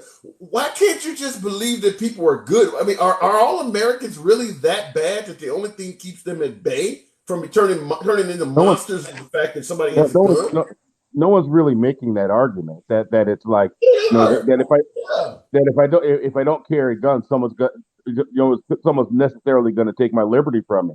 But in the one out of 1,000 chances someone would, the only thing that will stop them is a firearm. So there's a reality that I live in. Okay. That no, when you said that nobody's making that argument, it's a 1 in 1,000 chance. That's not true. When you hear folks talking about guns being taken away, the first thing they say, we'll have a civil war. The gun owners are willing to fight with the police to keep their Well, guns. that's all true. That's a different No, argument. I'm just simply telling you, this is not 1 in 1,000. They're saying that if you take guns, America will instantly turn into the Ukraine. It will No, instantly turn into a horrible place to live. what I Why? yeah But yeah yeah yeah what why is it that they have taken guns in other countries and their citizens didn't turn into monsters? Why does that only have to happen in America? you know here, I got something for you to look up on your own, and I'm not playing mind games with you. I want you to look it up mostly because I haven't looked it up in a long time, so I'm not going to give you a guess on that.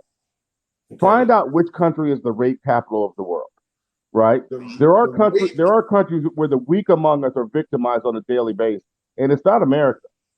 But there are Right. places where women walk the streets unable, without being able to even threaten an accost. And what happens what happens in these countries? And I think India is high up there as rape capital. Women get raped on the trains every day. They weren't carrying firearms. Okay, all right. There Well, are I got to places move in it on, man. Africa, We got to rape move capitals of the world. Not women. These women aren't carrying firearms. Firearms are required. on. But Okay, we can live in a reality. You can pretend to live in a reality with it, but that's not true. But it's not reality, man. It all doesn't right, take into account human nature. all right, man. Well, let me move it on, man. I'd love to talk to you further, but I got to move it on.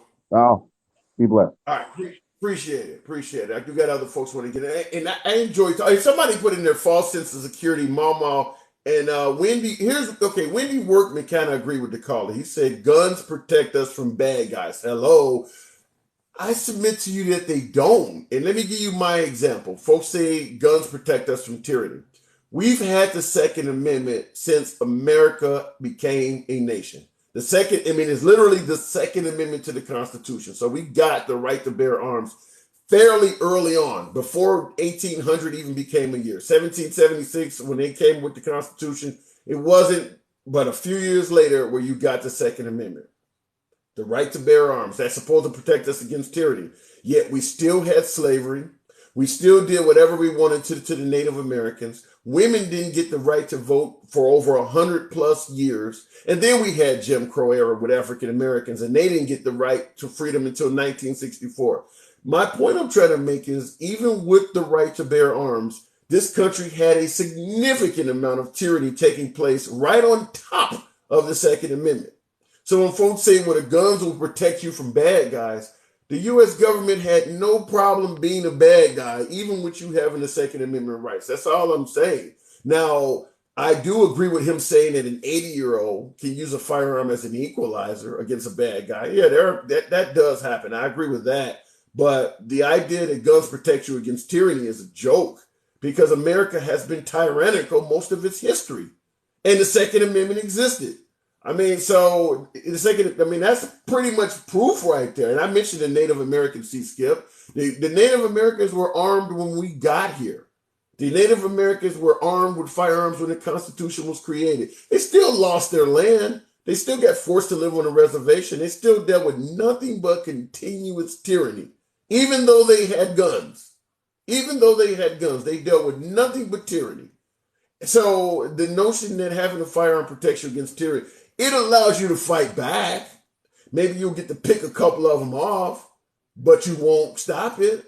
I think that there's enough examples in our own history. You don't have to bring up Hitler, Stalin, Saddam Hussein. You just bring up the founding fathers. The founding fathers had no problem implementing tyranny in this country their entire lives and passing it down from president to president to president, all while the Second Amendment was in it. Joby, good evening. So the good guy with gun will beat the bad guy with gun. Point is mute, because you had 20 police officers outside that school. You had 20 good guys with guns. And what happened without an interference. That's my first point. Second point is, there are two types of people in America. Avoid them both. Who are they? My third point is, when they talk about securing schools, there's absolutely no possible way. It can't happen. And I'll tell you why. Because if I can't get in that school and there's cops around that school, what's to stop me from sitting in the parking lot like a parent and going through a bus? Let me interrupt. I'll let you continue. You just made a really good point, and I've said that before. For my folks on the right, if you believe if guns are banned, a criminal or a murderer will always find another way, you would have to believe what this man is saying, that if you secure schools and prevent kids from being killed in schools, a shooter will always find another way. Recess, when they walking home, if they're meeting at the corner store or a gas station or a Sunday shop nearby. If you believe criminals will always find another way, why would you think securing schools would prevent that from happening? But go ahead, Joe. You'd have to secure your child from the minute he steps out of your house to the minute he gets into the classroom. I can go right now. I can go to any major airport in this country with a bag full of guns, and I can walk up to the departure gate and walk inside there where people are buying their tickets, and I wouldn't even be looked at. And it's packed with people. Yeah. Right before you get to the metal detectors. Yeah. Way before that. Yep. There's absolutely no way. That's why there has to be some kind of commonsensical law for gun control. There has to be, because there's no other way you're going to secure any building, any place. Okay, even though I'm willing to listen to this. I am a very moderate Democrat, but I do lean left. Let's say you came to someone like me. What would you present? Let's say I was in power And I'm like, listen, I understand the right is not going to listen to any damn thing that I can present on gun control. But give me your spiel and I'll see if I can spin it and go talk to them. What would you give me to suggest we do in regards to common sense gun law? Common sense gun laws. Make the age higher to purchase guns, somewhere around 23, not 18. You should, how can you be 18 and buy a gun, but you can't have a drink? Doesn't make sense. Okay. That's number one. Universal background checks, period. And if you're scared of background checks, you're the one we're worried about. Okay, fair enough. Keep going. Gun show. Hold on one second, real quick. John Ward in the comments said age doesn't matter. That's not true. That's not. Let me give you my. I'll let you finish, Joby. But let me give you my spiel on the notion that age doesn't matter. Look at who's doing all the killing, whether it's Chicago and all of the stuff you guys like to talk about with thugs, criminals, and gangbangers, or even the mass casualty events. It's predominantly the 25 and under crowd. They overwhelmingly commit. So when you say age doesn't matter, that's not true. It does matter. Overwhelmingly, most of the killing, clubs, drive-bys, liquor store robberies, all that shit's coming from the under 25 crowd. The height of your teen years is 13 to 18. That's the height of your teen years. During the last 3 years, we've had that age group literally lose more than half of their teen years to a pandemic. Anxiety, depression, 3 years locked in their house. 13 to 18 years, 3 of those years were gone, locked up. You have a lot of depressed, anxious children out there, and you're going to give them access to a gun the minute they turn 18? Well, I agree with, that's one I certainly agree. I know it's not going to go in. And Don, I see you in the comments and folks who do not agree with raising the age, but here's my spiel on it. I strongly believe that a modern day 18, 19, 20-year-old is by no means as mature as an 18, 20-year-old. An 18-year-old male. Well, wait, but this male has the brain of probably a 14 or 13-year-old. But this is hear me out the way I'm saying it though. I believe a 2022 18, 19, 20-year-old is not as mature as a 1960, 1970, 1980, 20, 18, 19-year-old. I believe that the same age group 20, 30 years ago were more mature than they are now. That's what I'm saying. At 18, in the 1970s, those 18-year-olds, I believe, were more mature than the 18-year-olds that we have now. But what depresses me the most is you have about a dozen people on the right, GOP leaders in Congress and the Senate, who won't even agree to sit down at the table and have a dialogue. Won't even talk about it. Just let it be. Let it rip. It doesn't make any sense. And this thing about arming teachers, all right, give the teachers guns. Now we have to train them to take on domestic terrorism. Okay, fine. Now we got John, who went home Monday night and caught his wife with the guy.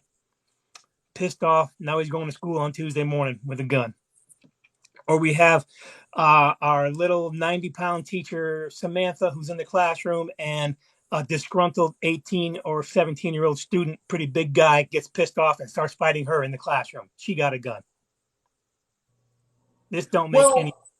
Yeah, one of the things I've often said is, just like with cars, the more cars you put on the street, the more car accidents you're going to have, breakdowns and things going wrong. The more guns you put in society, you're going to have accidental shootings, bad shootings. I mean, when you flood society with guns, you would have, just statistically speaking, from a statistic standpoint, out of every 100 human beings, there's let's say you out of every 10,000 human beings, there is a statistic that can predict on average how many of them are having mental health problems. Out of every 10,000 human beings, a certain amount of them have mental health problems because humans are flawed. Well, if you hand everybody a gun, you're going to hit those people. It's just simple numbers. It ain't It ain't bad for guns or good for them. Common sense aspect of it. If you're saying that more guns are what we need to keep us all safer, then technically we should be the safest country on the planet.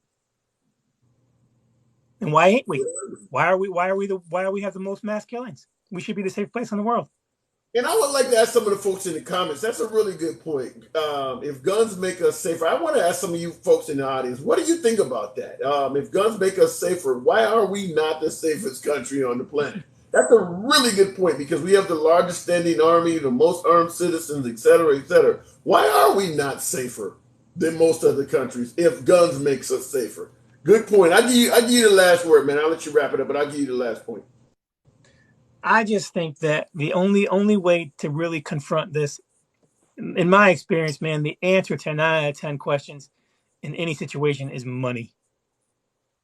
You take the NRA out of politics, start holding these gun manufacturers somewhat responsible for what they create financially, and things might change. It has to come down to the money. It always does. All right, man. Well, I appreciate you coming through, man. I definitely Peace, appreciate man. it. Be safe. I agree with him. I agree with that man right there. Okay. And for you guys in the comments that are saying, yes, we are the safest, you don't believe that. You don't believe that shit. You really believe America is the safest country on earth? You do not believe that. Now, if you want to compare us to Venezuela or Cuba, yeah, we're safer than those countries, but safest country on earth, I highly doubt if we're in the top 10. There's 180 countries on the planet. I highly doubt if we're in the top 10. There's no way you believe that America is the safest country on earth. There's a reason why the citizens want to carry firearms, because the country's not safe. I live in a very safe area, so I can't speak on this. Yeah, but dangerous areas. You wouldn't walk the streets of Detroit at 3 a.m. and call yourself safe. You wouldn't go hang around in Chicago on a Friday night when the weather's nice and call yourself safe. South Central Los Angeles, you think you're safe? Tallahassee, Florida? Jacksonville, Florida? No, not the safest country on earth. NRA and gun lobbyists donate lots of blood money to spineless Republican politicians for favors. Rudy Garza, owie. And you're right, Miss Steph. No, they can't believe that. I don't think anybody believes America's the safest country on earth. There are countries. Let me put it this way: because a lot of you folks will say that if liberal politicians want to ban guns, then why do they have so much armed security around them? There are countries on earth where the prime minister or the president or whoever leads that country does not even have to roam the country with armed security. New Zealand is a perfect example. When I was over there, the prime minister is a female. She doesn't have to have, armored cars and all that shit with her. She's not afraid of that. So clearly New Zealand is by far safer than America. That's one perfect example. When you look at how much protection our president has to simply navigate his way through his own country, that should be proof to you that America is not the safest country on earth. We had Obama come to town, and they actually welded the manhole covers just so motherfuckers wouldn't pop up out of the manhole and take them out. Snipers on the roofs, high-powered binoculars, etc. Not the safest country on earth. Not the safe. The only safe areas on earth, or better yet, the only safe areas in this country are the areas that don't have people in them. I mean, yeah, rural area. Well, it's only 5 of you guys out there. Yeah, it's pretty damn safe. You're not getting shot by deer. They're afraid you're going to shoot them. So yeah, in the rural areas, it's safe. There's no people there. All right, let me look at the next comment. Chris Lamb. I don't think we've ever spoken before, but it is a pleasure to have you on this evening. Chris, how are you doing? Good. How are you, man? I'm doing good. I really hate talking about this shit over and over again, but every weekend, this weekend was multiple. Chattanooga, Philadelphia. How many mass shootings was it this weekend? Like 8 or 9? Man. Too many. Hey, I just wanted to see if you've seen this video. There's a guy that went to an NRA convention. He read off the rules to enter the convention, and one of the rules were you can't bring any weapons. Really? No, I didn't read that. It was an actual video. It was like the guy walked up to the entrance, and on the entrance there was a sign of a list of things that you cannot bring into their convention, and on the list was firearms. At an I'm a gun. NRA meeting. I'm a gun loving redneck from Wyoming. I mean, I have plenty of them. I hunt, I fish. I'm an outdoorsman. It's what I do. I believe in my Second Amendment. But I seen that video and I just kind of just shook my head. And Wyoming's a beautiful state. Now, you're talking about safe places.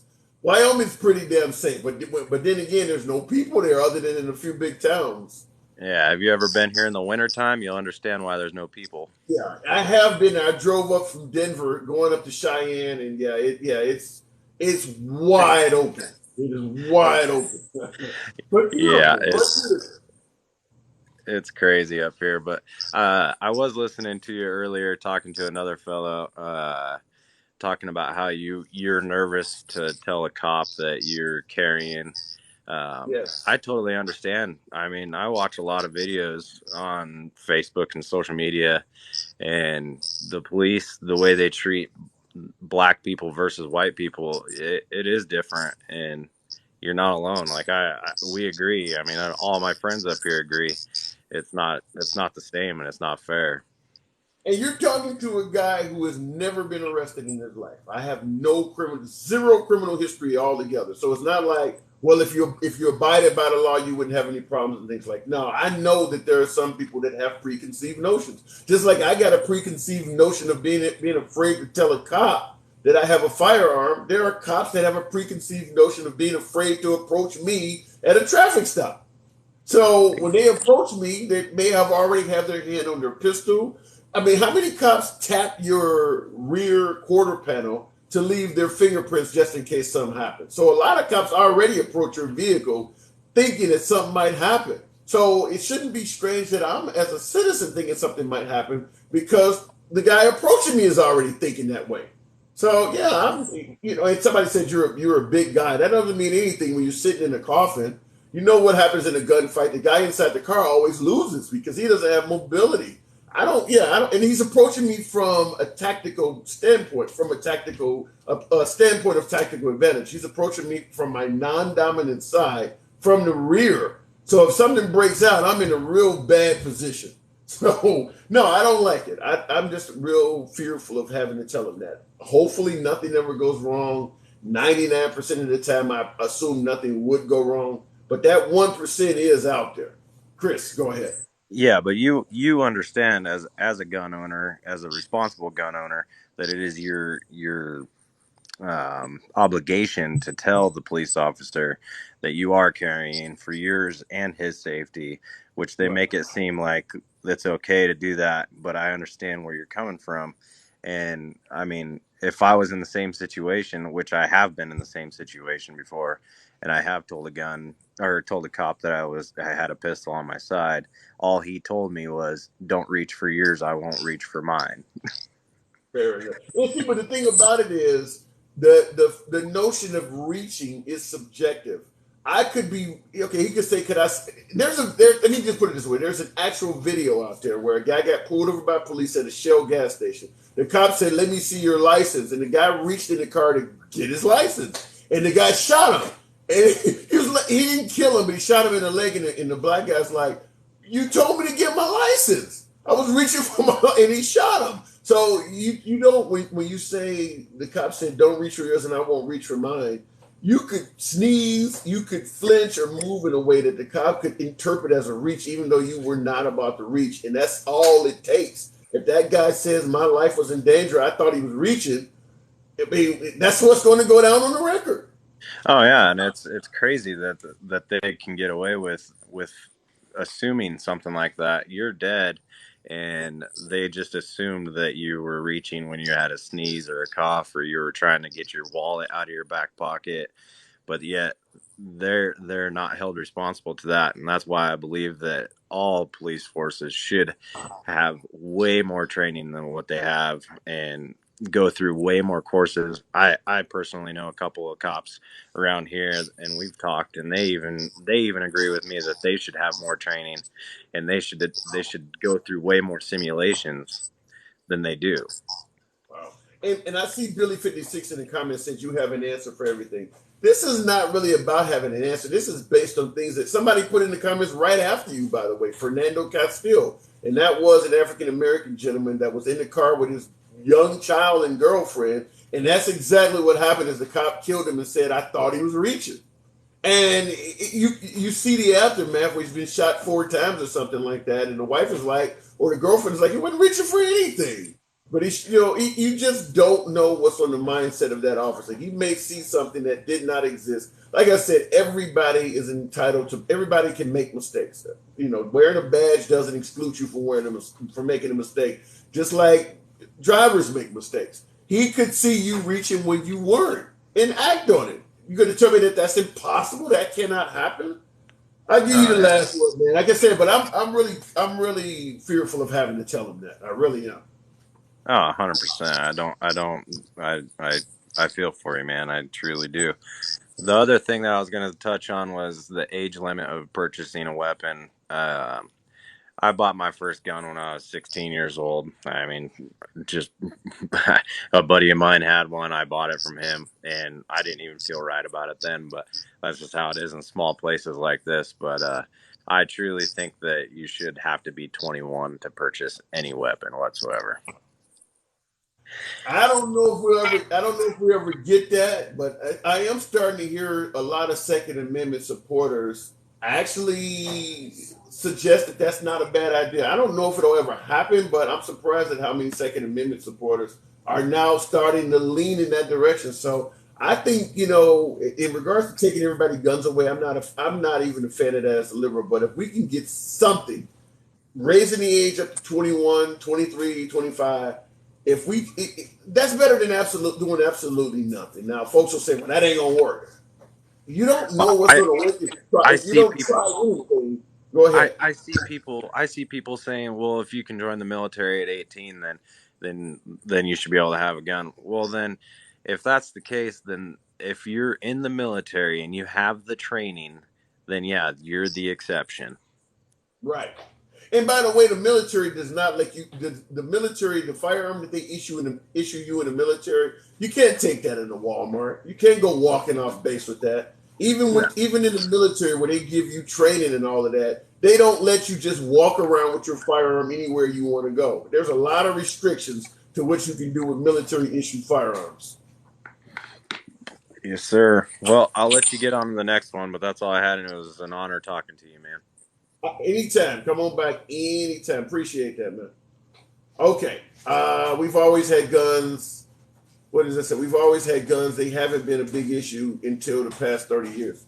That's true. I mean, but do you do nothing because 30 years ago it wasn't an issue? I mean, I could bring up racial issues and say, when Martin Luther King started protesting, we've always done this, and it wasn't an issue until Martin Luther King came in town. Do you just leave it that way? I mean, if you have a legitimate issue, which when it comes to firearms in this country, we apparently have a legitimate issue, if I can say the word. Do you absolutely do nothing about it? Or do you try to address it? There's no denying we have an issue. What about video games? Like I said, in the right-wing areas, if you think video games are the problem, then do something about video games. There's going to be folks just like with the gun control folks that'll say it doesn't work. But at this point, I'd rather you try something than continue throwing your heads in the air and saying nothing will work. Joey Boy, good evening. You're on mute, Joey Boy. Want an issue till 24-hour internet laws. What? I don't get what wasn't an issue till 24-hour internet laws. What is it? 24-hour internet law. Joey Boy, you're on mute. I'm not going to be able to hear you until you come off of mute. If you have an irresponsible gun owner around, they should be charged as an accomplice. I think they oftentimes will be. I think so.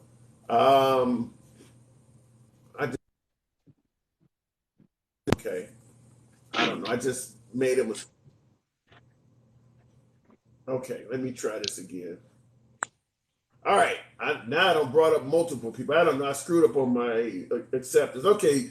I think I've had both of you guys on already this evening. And Joey Boy, I don't know why you're on mute, but I cannot hear you.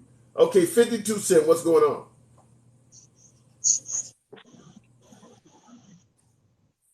52 Cent, can you hear me? All right. Yeah, you there? Yeah, I can hear you loud and clear now. I was peeing, damn it. Your timing sucks. All right. Okay. Here's You my come take in on hard. You never disappoint. here's my take on the whole situation. I'm almost 60 years old. I'm a 20-year military veteran, retired Navy. I'm an expert with an M16. I've got the ribbon I can show you. I grew up in the 60s and 70s. In the 60s and 70s, if you screwed up at school, you got your ass paddled. My dad worked a third shift job at a factory to provide for the entire family. My mother was home. When we lost Ozzie and Harriet and Andy Griffith style living, our country has been on a steady decline ever since that happened. When two members of the family had to work to support the family, where the mother was not home with the children, where the teachers could discipline the kids, we were fine. But we have lost that as a country. Kids today have zero respect for the law. They have zero respect for their elders. They have zero respect for their teachers. And yet the elders and the teachers aren't allowed to do anything because if you touch my child, I'm going to beat the shit out of you. Well, your goddamn kid needs his ass beat. So He needs his ass beat because you didn't do it. Okay, so let me ask you this question. In right-wing states, would you support a law, let's say in Florida or in Texas, that allowed teachers to discipline bad students with corporal punishment? Absolutely. Okay. So your kids spend more waking hours at that school than they do at their house. They are in that school from 8 in the morning till 3 in the afternoon, and they're at home from 3 and they go to bed at 10. They spend 8 or 9 hours at the school, 6 or 7 awake at the house. Yet we take the punishment aspect away from the people that are influencing your kids the most. Okay, let me hold. I'm gonna let you continue, but I want to ask the audience based on what you just said. Once again, yay or nay, or yes or no. In regards to the audience, how many of you would be in support of letting teachers spank bad children? Literally put hands on them, a ruler to the hand or some type of physical pain for bad students. How many of you would support that and how many of you would not? Okay, go ahead, sir. I was always taught by my mother and my dad both, you don't take a knife to a gunfight. You don't argue with a police officer. The guy's got a gun. If you're walking out of a store and he stops and wants to talk to you, you stop and answer his damn questions because he's got a gun and you don't. And you respect that badge, just like you respect your pastor, you respect your grandfather, you respect your mother. If I talk to my mother the way I see some of these kids talking to their mother, and she was a 5'2" redhead, she'd have kicked my ass. Okay. You can't. Because I grew up as a child of the 70s and 80s in school, and I have been. My second grade teacher used to spank the shit out of me, and so was my fifth. The only issue, I guess the only thing I have is what about teachers and parents that overdo it and really harm their kids? Just have a bad day and take it out on the children. Well, if you are allowed to spank a child, it needs to be in the presence of two people. It needs to be the spanker and a witness to help control that. All right, whenever I got spanked by the principal, it was him and the secretary, or it was him and my teacher. He didn't just pull me in by himself. Now, when I got hit in the back of the head with an eraser, turned around talking in class, there was nobody else there. And my school bus driver, if I misbehaved, I had to sit on the steps of the bus while he was driving. Now, there is nobody that would let a bus driver get away with that. But I am like you. I've never committed a crime. not been arrested. You know, I'm 20-year military, so you know that I know what the hell respect means. You can't blame kids in my high school used to have guns in the back window of their truck. They got 2 or 3 days off to go hunting every year. They used to bring them to school. Okay, now that's a good point. Let me ask you this question in regards to that, because this is what I told the previous caller as to why I am in favor of raising the age of maturity to own a firearm. When you mentioned kids in your day had firearms in the back of their trucks so they would go hunting, do you believe the typical 17, 18-year-old in your day was more mature than what we have now? Absolutely. Yep. Hey, kids today don't know if they're a boy or a girl, for God's sakes. And respect.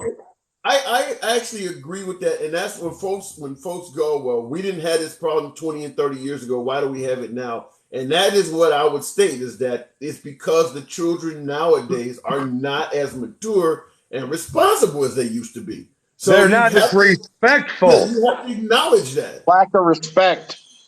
They're not as respectable as they used to be.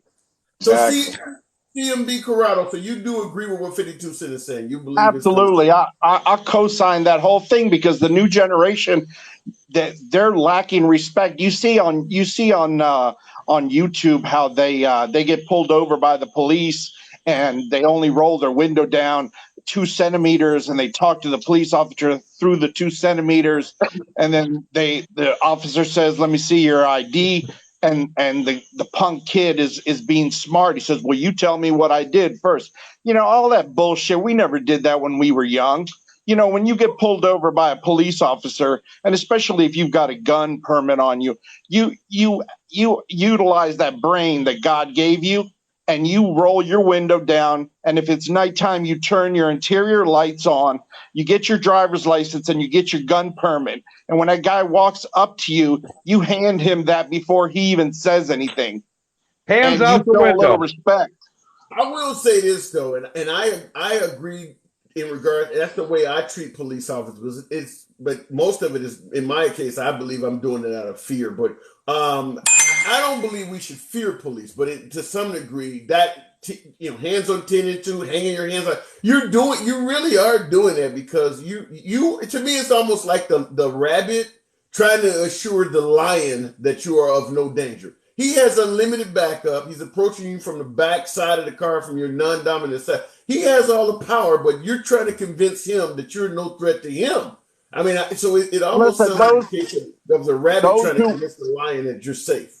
Listen, those who want respect, give respect. So if you want that officer to respect you and show you a little bit of respect, you better show him some respect too.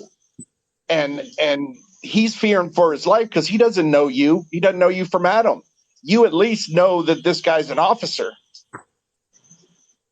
I don't know if that necessarily means anything, but let me say this.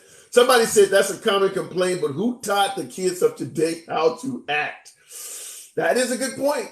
Their parents aren't that, like 52 said. Like 52 said, parents aren't at home. Both parents aren't at home, so they're lacking that education that we had back in the day. That common sense, I call it. It's not even education. It's common sense. Because what common sense to like the 40 and the 50-year-olds, the new generation, they look at you with a blank look if you tell them what you're thinking. But before I get off the subject, I want to say one thing real quick. Go ahead. When there's a bomb threat, when someone calls 911 and there's a bomb in the building, all of a sudden you got SWAT and the bomb team, and you got the tank truck with the thing to detonate the bomb. You got all kinds of shit. But when there's a school shooting, we only have the police show up. So what should we do? Should we just call it in as a bomb threat when there's a school shooting, and we can get SWAT out there immediately? Joey. Okay, I want to let Joey Boy. Joey Boy, can you hear that? I want you to tackle that. Can you hear? Yeah, can you hear me? Yeah. Have you been listening to these two gentlemen? Oh yeah. Do you agree with them? I'm a teacher, And I want to speak a little bit to all this because this hits right at home for me. I teach teenagers too, so I have a bit to say. God help you. Right, I'm God doing bless my you. service.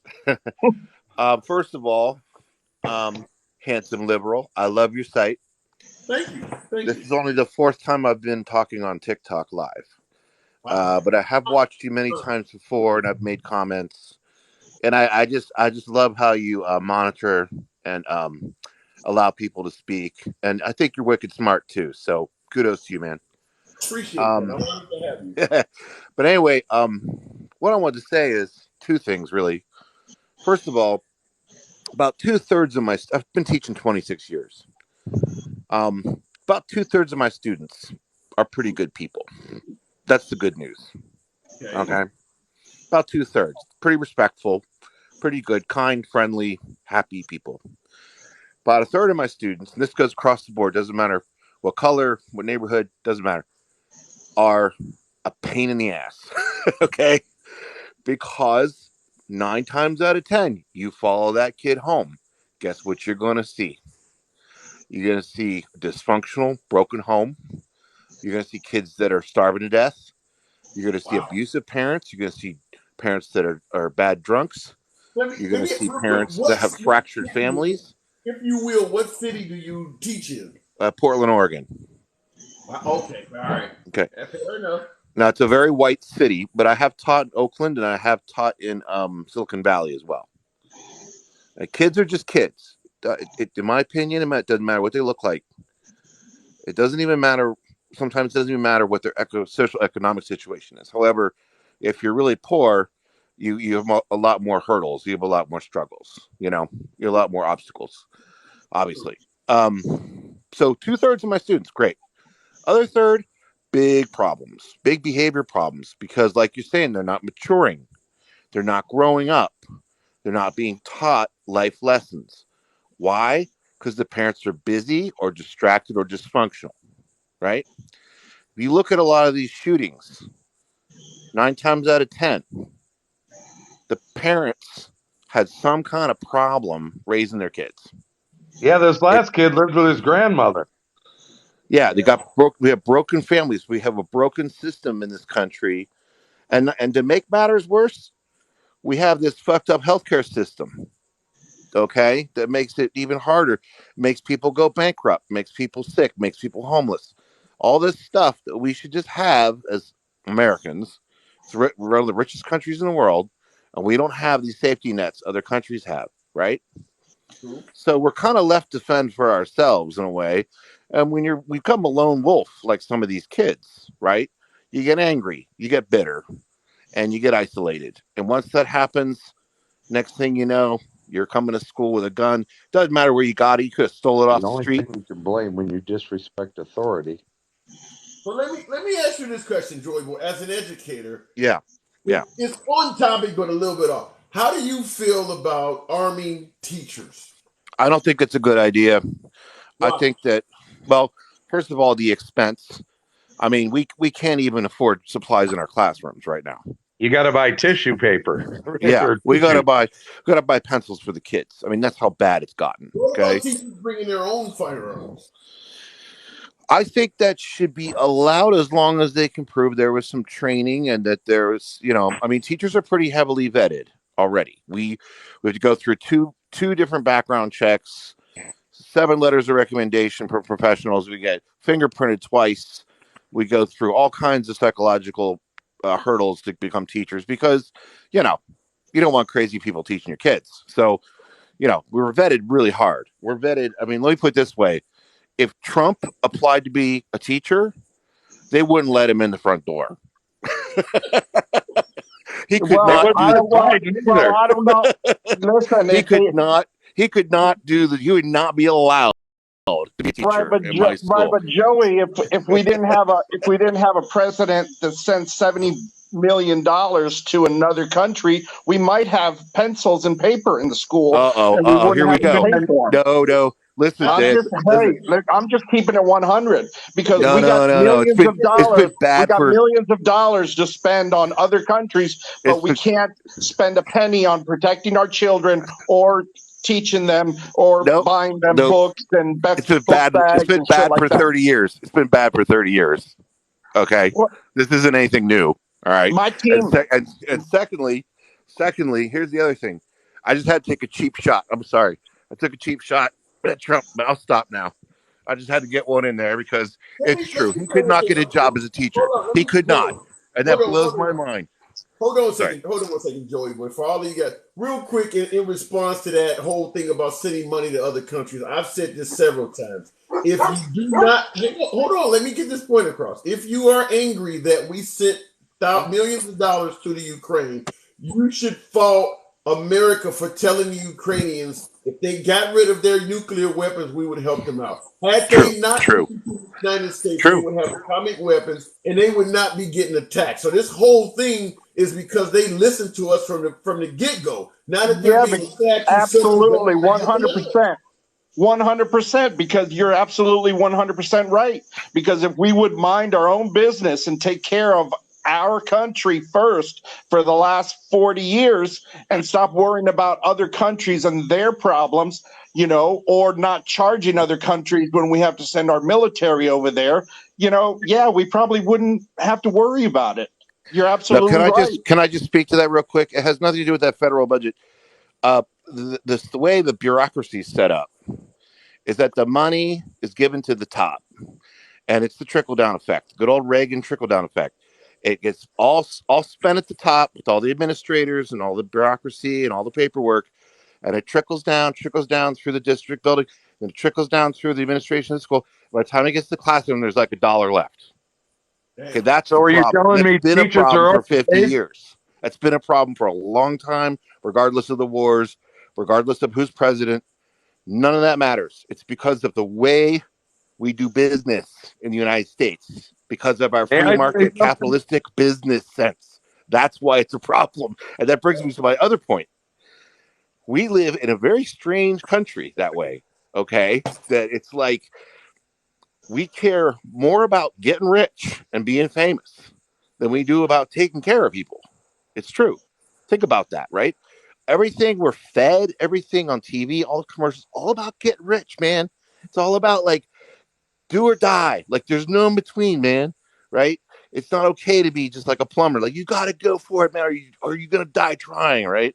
And so I think this also gets into this problem of what are our priorities, right?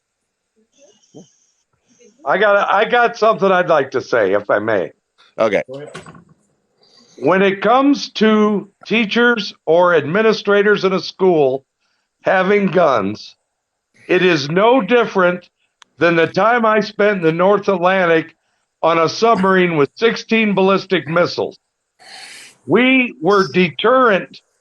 We were a deterrent patrol. That's what they were called, to prevent Russia from firing on us, knowing that we could immediately fire back. Now, if I am a school shooter and I know there ain't a damn soul in there with a gun except the one police officer that's standing in there, there's nothing to deter me. Let me respond to that. Here, I gotta see the other side of it, and I will tell you this. Same thing with the submarine you mentioned. That example, that stuff works when you're dealing with an opponent that is logical. You're using logic on you're using ration on irrational people. A school shooter is not rational. A lot of them show up prepared to die. The submarine example you use works because of mutually assured destruction. They know if they launch nukes over here, we're going to launch them back and everybody dies. In the case of a school shooter, they're already prepared to die. They're like more like bin Laden. The submarine example would not work on bin Laden. We were out there prepared to die too. We were out there prepared to die to protect everybody that was at home.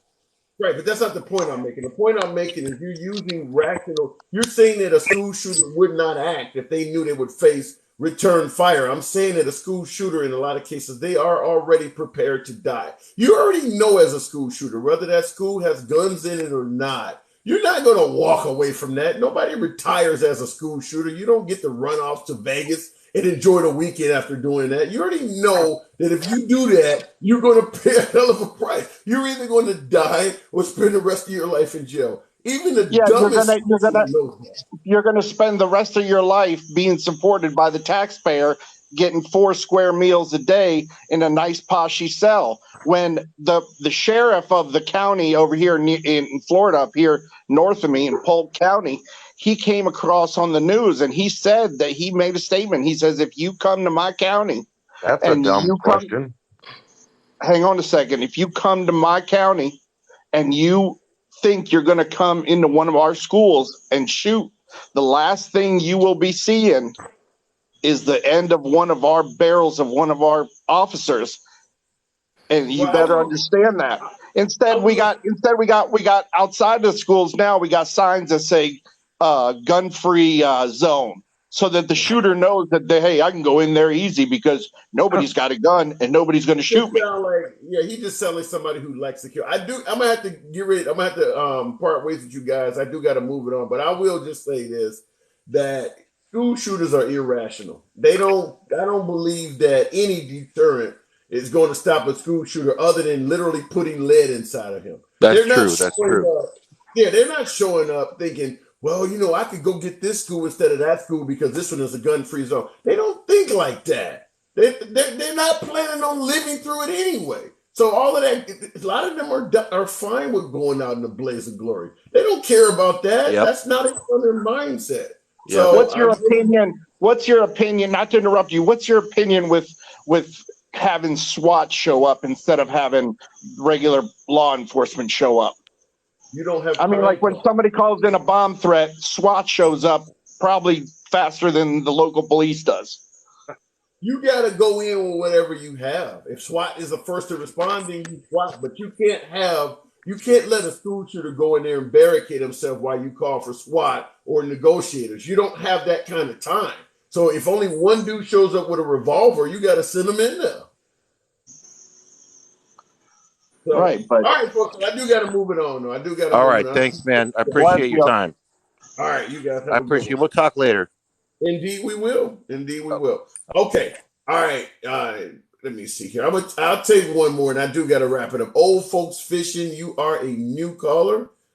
With a name like Old Folks, I'm interested in hearing it. Okay, Old Folks, well, it looks like his thing is locking up. They prepared to die. They don't care. Yeah, that's what I'm saying, Megoro. The gun-free zone thing is meaningless to somebody who's prepared to die in the act. Old Folks Fishing, how are you doing? I'm fine. How are you? I'm doing good, man. I'm doing okay. This is my first time catching your broadcast, so I'm glad to have you here. I'm trying to get your concept of all of this, and I'm a very reasonable person. Mind you, I was born in the 60s. I've been hit by teachers. I've been hit by parents down the street.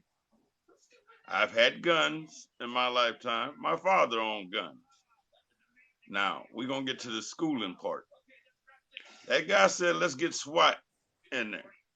During the time it takes for SWAT to set up, right? The shooter's done done what he wanted to do. Yep.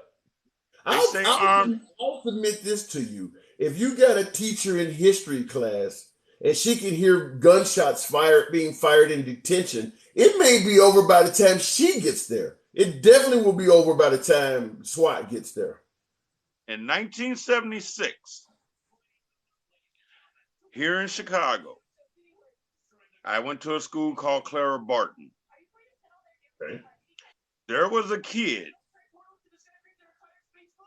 who walked into school. His father was a cop. He took his father's .45 and his father's service revolver into the school, killed our principal, shot our police officer. All right. In 76. His name was in 76. His name was Stephen Guy. Okay. I was like what, 3rd, 4th grade? Wow. Okay. Now, this ain't new. This is just being brought to the surface because of social media and cameras. You This know, is nothing new. I had a caller earlier say the exact same thing, that this has probably been going on the whole time, and the media is just making attention out of it. That's all it is to it. But now Wow. I can't tell you how to stop this, because if you arm teachers, may I say, I'm a retired vet. Okay. Okay. I can't tell you how to stop this, and I don't speak politically correct. Okay. So if I hurt your feelings, I hurt your feelings. But the thing of it is, you can't arm teachers. My mother's a teacher, was a teacher. She's retired. Okay. You can't arm teachers. I don't care how much training you give them. All right. A crowded hallway with kids running, a bullet don't know where it's going.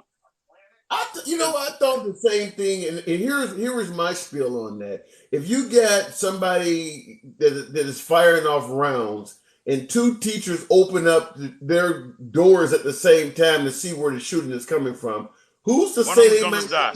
One of them's going to die. Yep. I thought the same thing, that you could have friendly fire in a case like that. You can have two teachers open up a classroom door. If that person come in there with the intentions to kill, he's looking for your head to come out that door. Yeah. Or you could have a teacher that the adrenaline is flowing, knowing that there's an active shooter, and she may shoot the first thing that runs past her, which could be a student or another teacher. Right, and that could just be a child that's not in the same hallway with the gunman. That could just be a child going to the bathroom. Yeah, I mean, because when you see police officers, they have that firearms test where the target will just pop up. Sometimes it's a hostage. I've taken that same training. Right, and teachers, and you want a teacher to be able to take that? You think a teacher can pass that? No. Yeah. Like I said, I'm 20 years retired. I've just been 20 years since I've been out the service. I went in at 17. I retired at 37. Okay. All right. Good. Appreciate your service, man. Thank you. It's 20 years I've been out the service. I still have to qualify with my pistols. I have a concealed carry license. I still have to go out and qualify. These teachers couldn't do half the stuff that on that range without the right training. So let me ask you this question. In your opinion, because it's pretty clear we got a major problem of this happening. That's all I'm giving is my opinion. And that's fine, and that's what's welcome here. In your opinion, what do you think is something we should do to address this problem? Well, now I've sat here and I've heard people say, well, let's raise the age to 25 because a person's mind is not mature enough at 18. Mm-hmm. Okay. The problem with that is you have an 18-year-old who sat there and vented till he was 25. Now he has a weapon. You don't think those 7 years may make him rethink, though, or maybe somebody? No. What about the chance that this venting child may attract more attention and somebody might go after him from a mental health aspect? You can only get mental health. You can only get help with mental health if you choose to go in there and get help. Okay, so if somebody sent, wait, hold on. If a judge told you you have to go to anger management and you don't believe you have anger management issues, you're going to a place for nothing. Because there's nothing they can tell you can change your mind. True. You have to believe you have a problem. And so at 18... Okay, so we know what you think won't work. What do you think will work?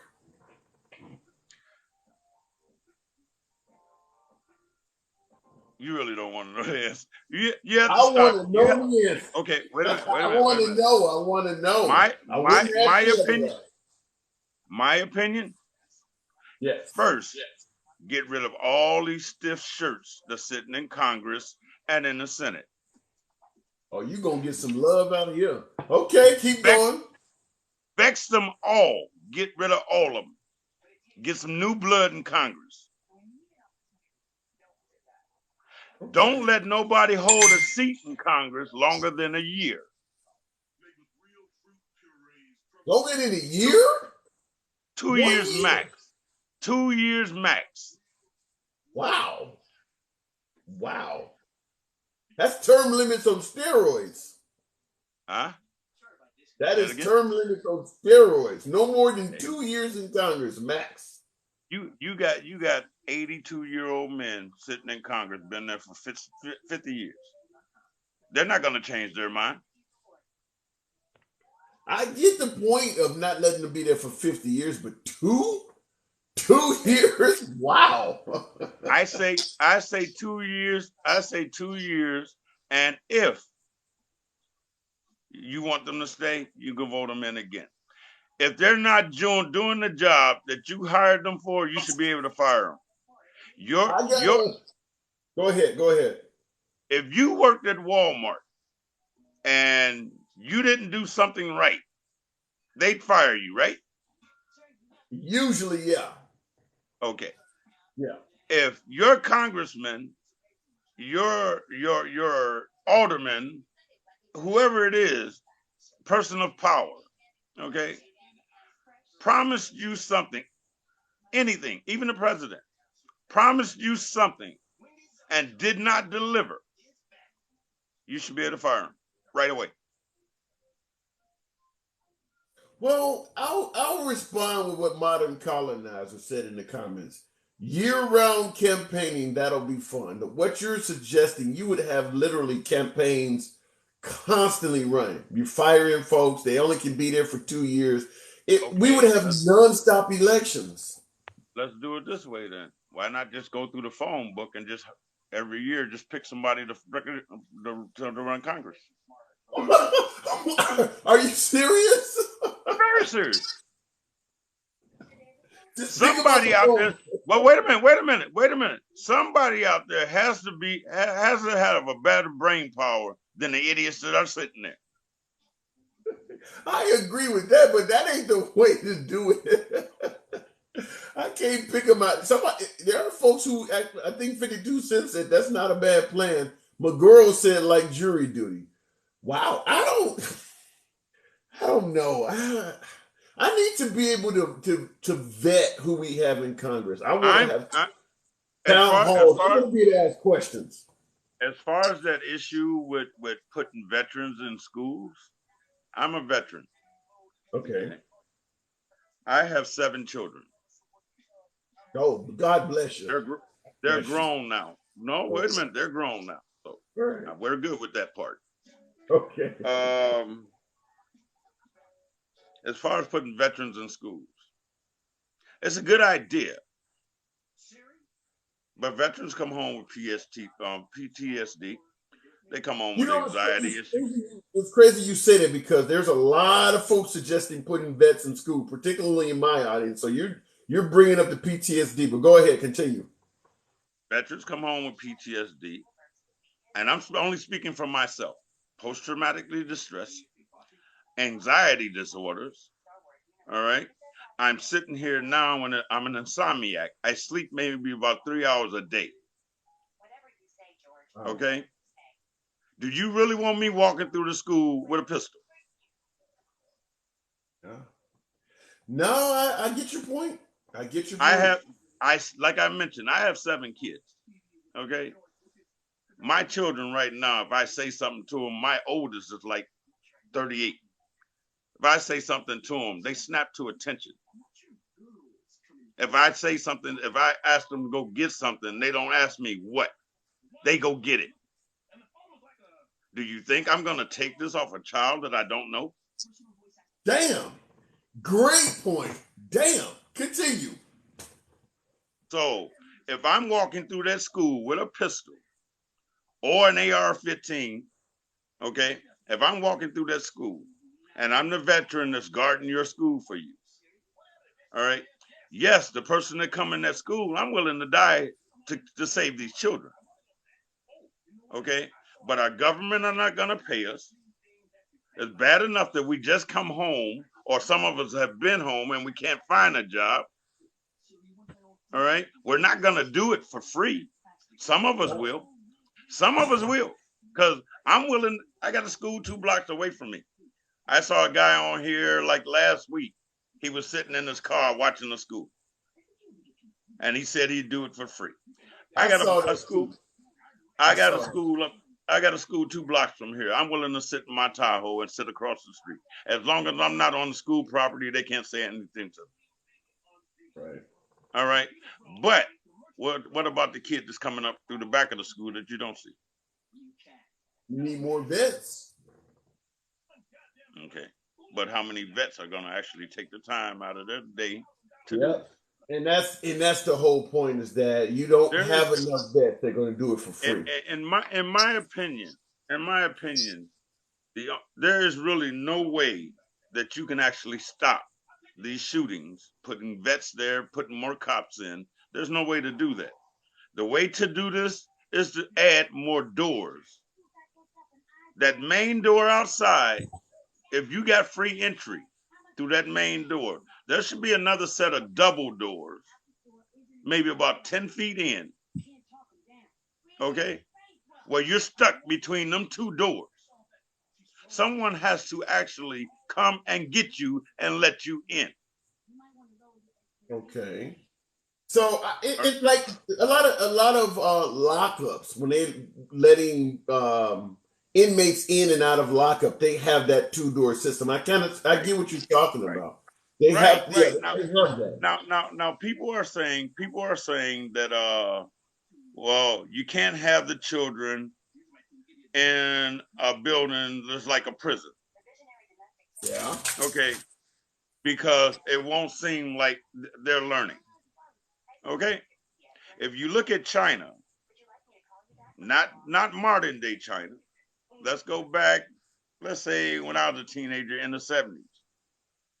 Most of their schools were a prison.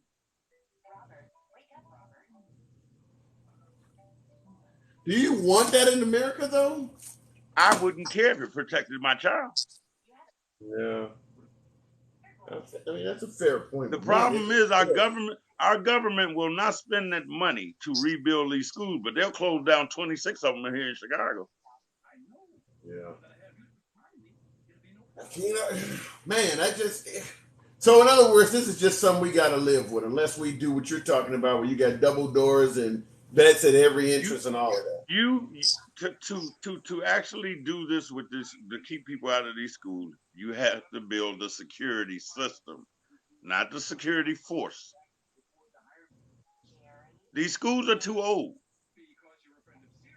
So let me ask you this: what about, folks always, and I brought this up earlier in the broadcast, folks always say if you ban guns, a criminal will always find another way. Let's say we secure schools the way you're suggesting. Are we to believe that the shooter would not find another way to get those children? I'm not saying that, I'm not saying that he won't find another way. They got to come out. All you got to do is stand down the street when the bell ring. They got to come out. You have bell tower snipers, okay? I'm not saying he can't find them. I'm not saying he can't get them. All right? You can't protect your child 24 hours a day. Right. You can't do that. If you watch your child 24 hours a day, that child will be more insecure when it got grown in the first place. You can't watch that child 24 hours a day. Okay. All right. So life and death go hand in hand. How it happens is the problem. Okay.